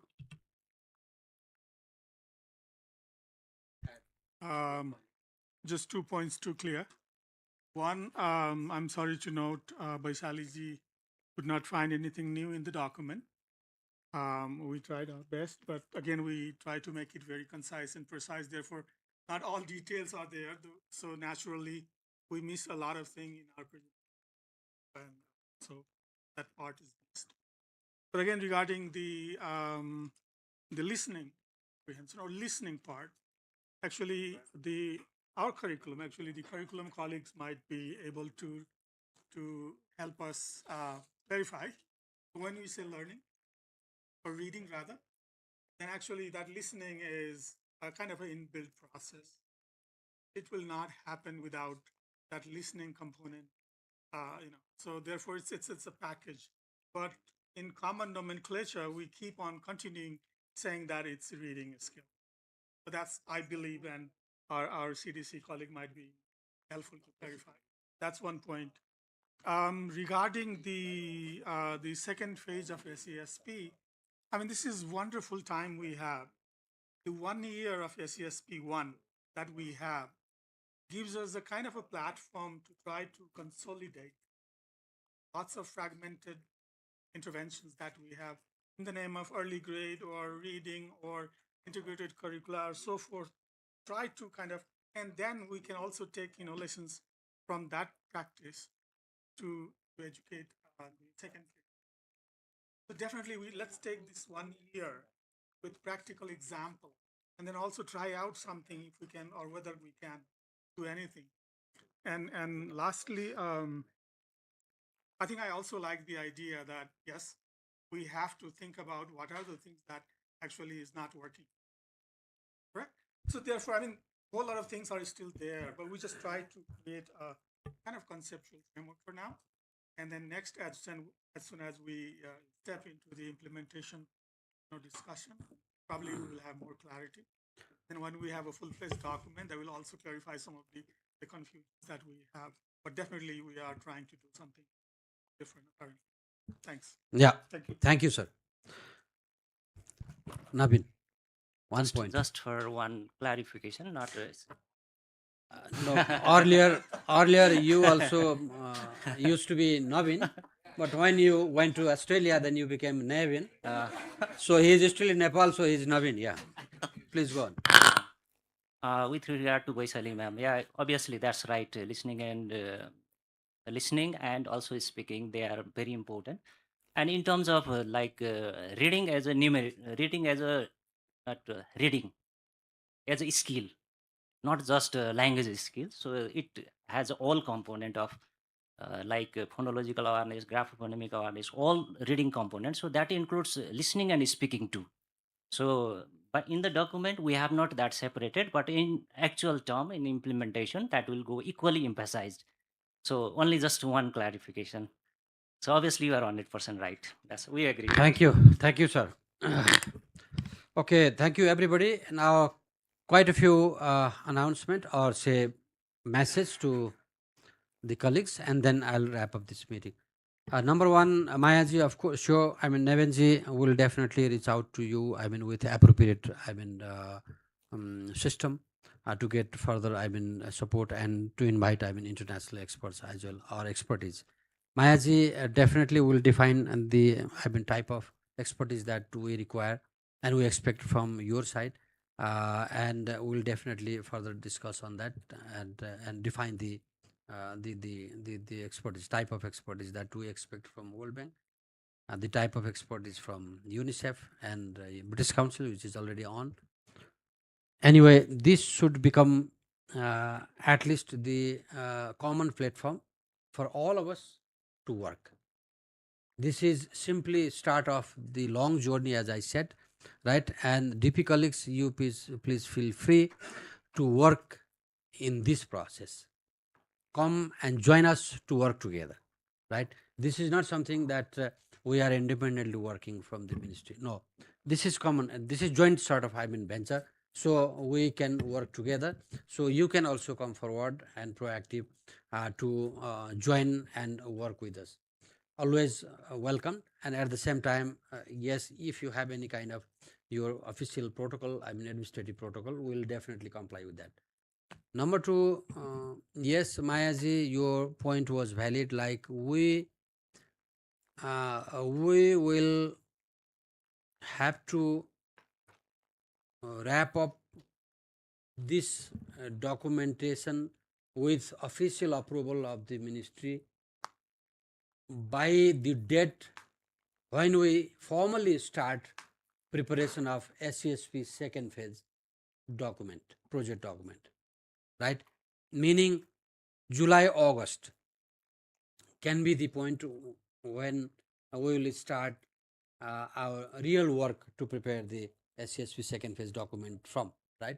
So by that point of time, we have to finish it and we have to produce the final approved version. And that will give us the, the concrete shape of what the foundational learning will look like in the context of Nepal, right? So then after we will further work into the second phase documentation, and at the same time the implementation will go on, right? And at the same time, clarity wise, conceptual clarity wise, and that will inform the entire stakeholder that this is the notion and this is the concept of Ministry of Education or Government of Nepal with regard to foundation learning, right? So that document will be finalized, approved by July, August. And now, yes, thank you very much for again for your excitement and very proactive sort of the thinking in terms of working together with our team to further enrich this document. And also I would definitely appreciate your enthusiasm and curiosity in terms of missing of certain contents in the document. This is very good sign of at least your sort of engagement in the whole process, your emotional engagement in the process. So we will definitely reach out to you to further work and upgrade this document so that finally at the end of the day this document will become our common document, and this will satisfy any kind of curiosity and enthusiasm we have at the moment. With this, yeah, now talking about financial commitment from DP colleagues, what do you think? So do we continue discussion or do you break? Sorry? Quick sharing? At memoir, so at least we have to, cover this discussion right here. So how long do you take to do this? No, I think it's... Okay, now Anukji, please. Sorry. No, thank you. We want to give you some good news, no? So we are talking a lot about SESP phase 2. So we would also like to try to make sure that we can contribute to that, not only in technical assistance and advice and reviews, but also maybe something financially. Quite a number of partners are still in the discussion process, but there are already some indications that we can share so that you can also, in the preparation of the revision of SESP, can already also think about that also for foundational learning, that we can know, are we going to get the same, more, hopefully less, hopefully not. But so if we can do a quick agency by agency, even if it's not confirmed, but just an indication so we can include it in the aid memoir. Thank you. So we have already indicated for the, sorry, ADB, you want to go first? Oh, okay. No, they were still discussing internally, so giving them a little bit more time. So for the, disbursement, expected disbursement for this fiscal year, and then commitment for next fiscal year, we've already added in the aid memoir, the template that's provided.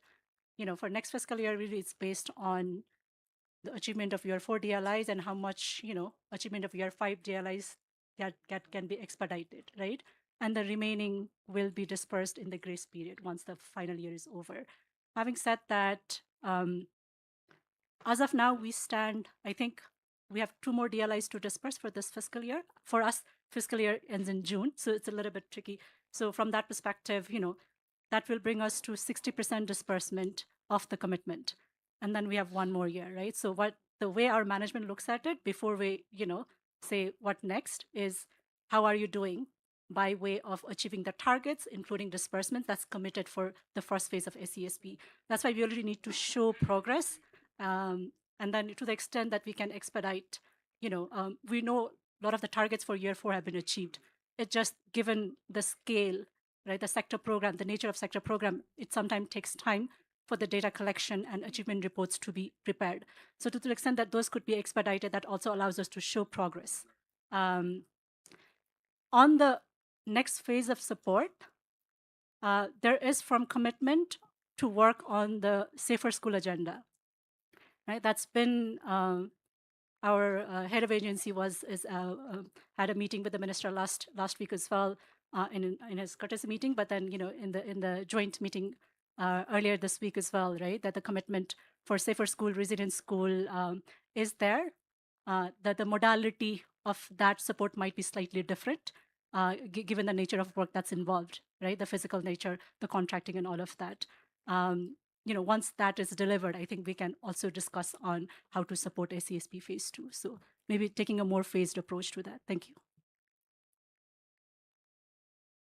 Very quick from our side, because we've already updated the figures in the tables. I think it's about 7.2 million that's meant to be dispersed this year, and that was conditional upon the successful completion of this BRM. But as noted earlier this morning, there are a few items we still need to follow up on just to make sure that we're compliant with some of the GP requirements.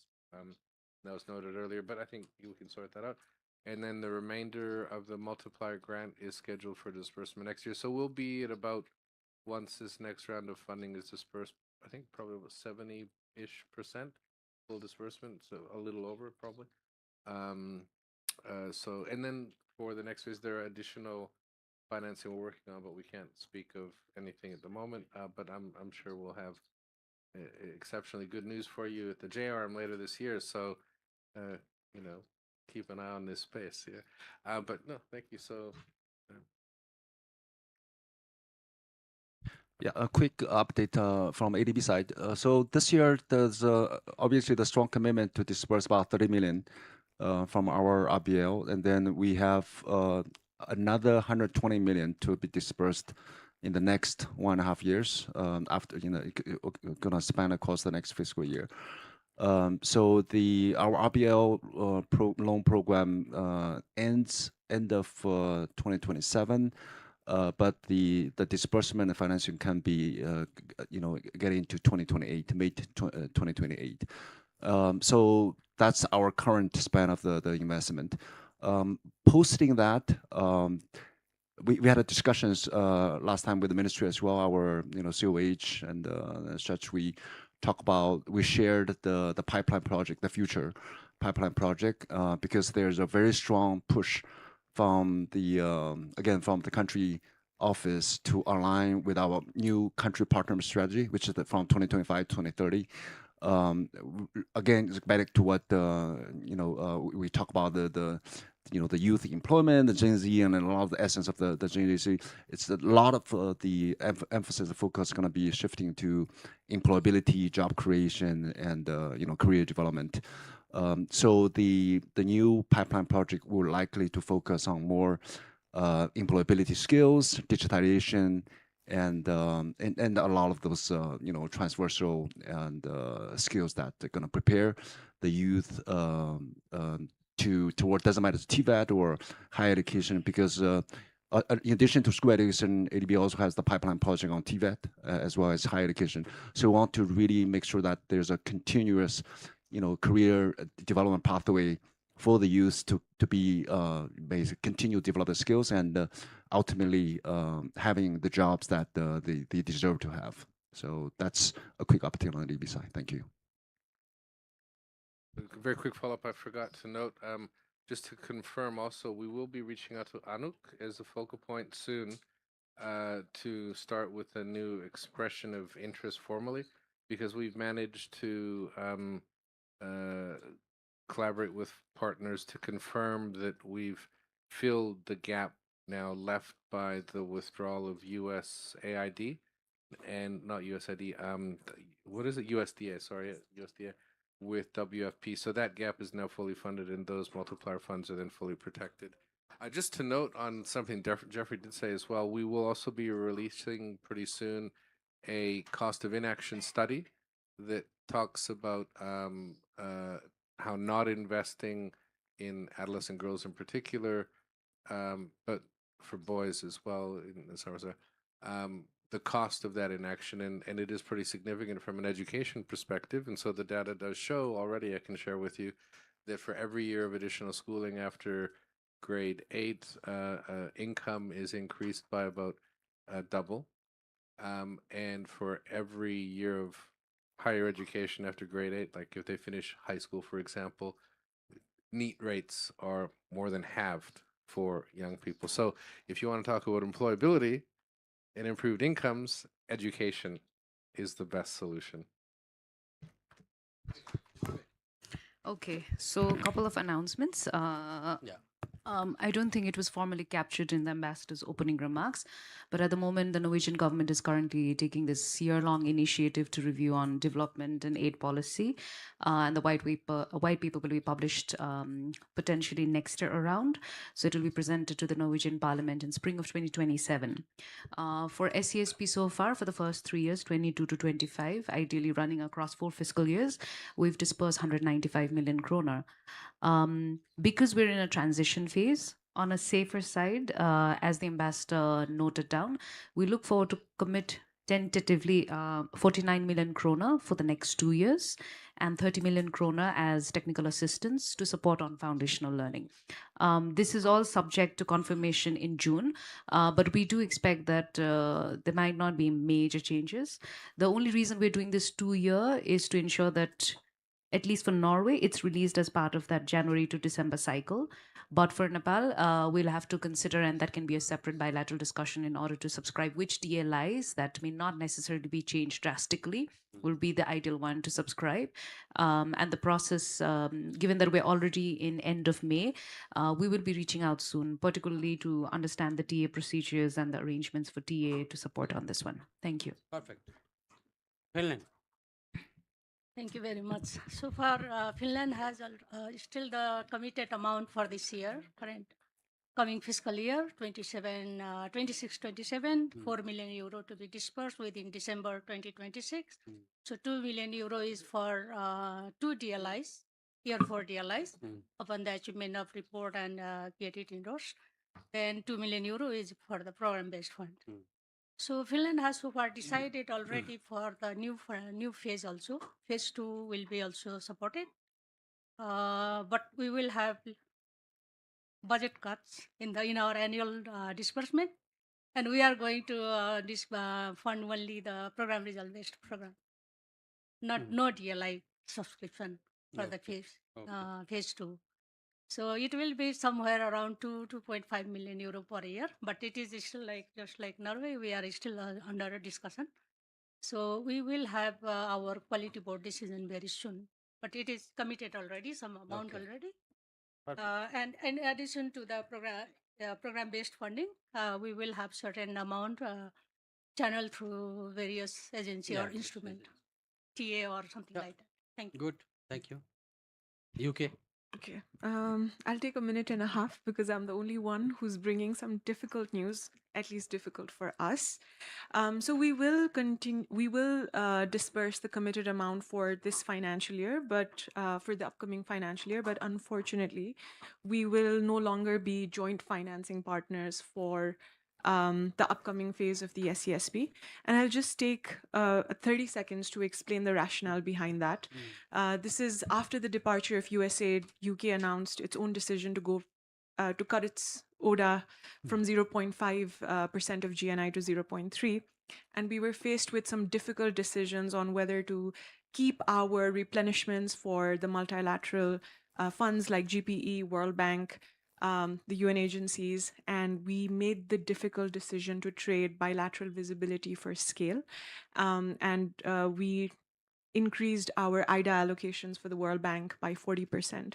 So, and also in the context of Nepal, we had to protect our funding for very critical multilateral funds like the Gavi for Vaccine Alliance and the Global Funds. So in lieu of that decision, we had to unfortunately make this difficult decision of cutting back on our bilateral funding. So we do apologize for that. However, it doesn't mean that we are in some sense exiting the sector. We have always acknowledged that in a program that's costed over $8 billion, 1 million pound a year is really not consequential.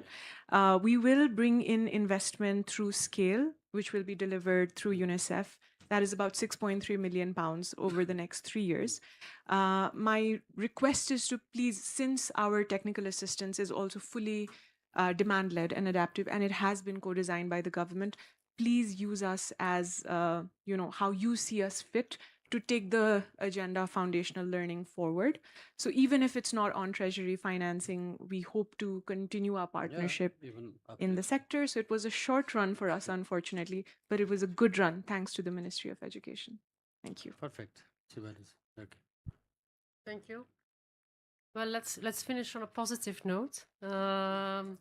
No, so for the European Union for this fiscal year, we will, upon achievement of the DLIs, but since we got already the DLI achievement reports, and my analysis is positive, so I will give a positive recommendation to our headquarters. Normally, you will get 14 million euros for the achievement of those DLIs. At the end of this year, so for you, the next fiscal year, there will be a fixed tranche of an additional 3 million in the framework of our top-up of 8.85 million. And then good news, we got last month the principal agreement from our headquarters that we have an additional 23 million euros for budget support, but that will be for then SESP phase 2.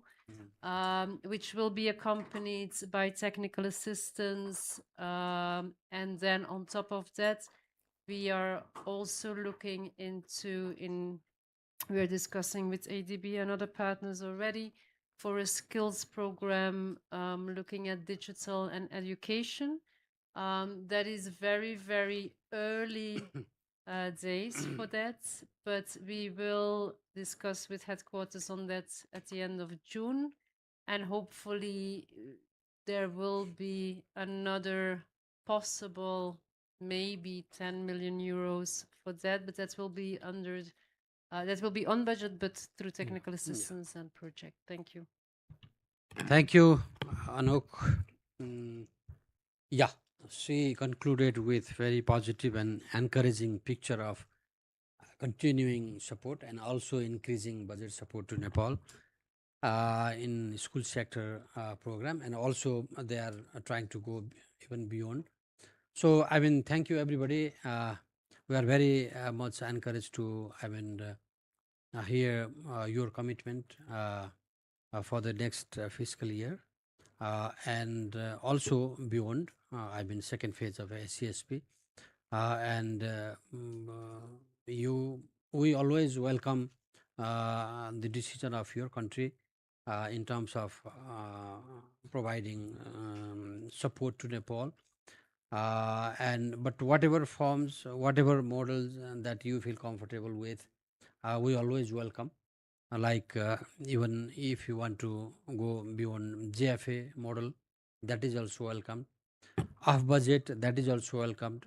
TA, model, that is also welcomed. But at least we definitely should continue a platform to work together. That is more important. So that will definitely remain for even longer future. I'm pretty hopeful to go with that strategy so that we'll have a kind of platform for working together. So we should have a feeling of oneness, togetherness in the education sector reform campaign. So on this note, having said this, now we have come to the point where we have to stop for discussion, close discussion, wrap up the whole discussion, and our admired colleagues, I'm pretty sure that they have taken notes of important discussion and they will continue discussion. Probably they will stay back, stay behind. Maybe they will use this hall only to work on to continue their work. So with this, I'd like to conclude the whole, probably the BRM session. The main BRM session is going to be concluded right now. After this, we'll have internal sort of a homework, right? So that will be left. Otherwise, the formal session is concluded right now. Thank you everybody for everything. Thank you. Namaskar.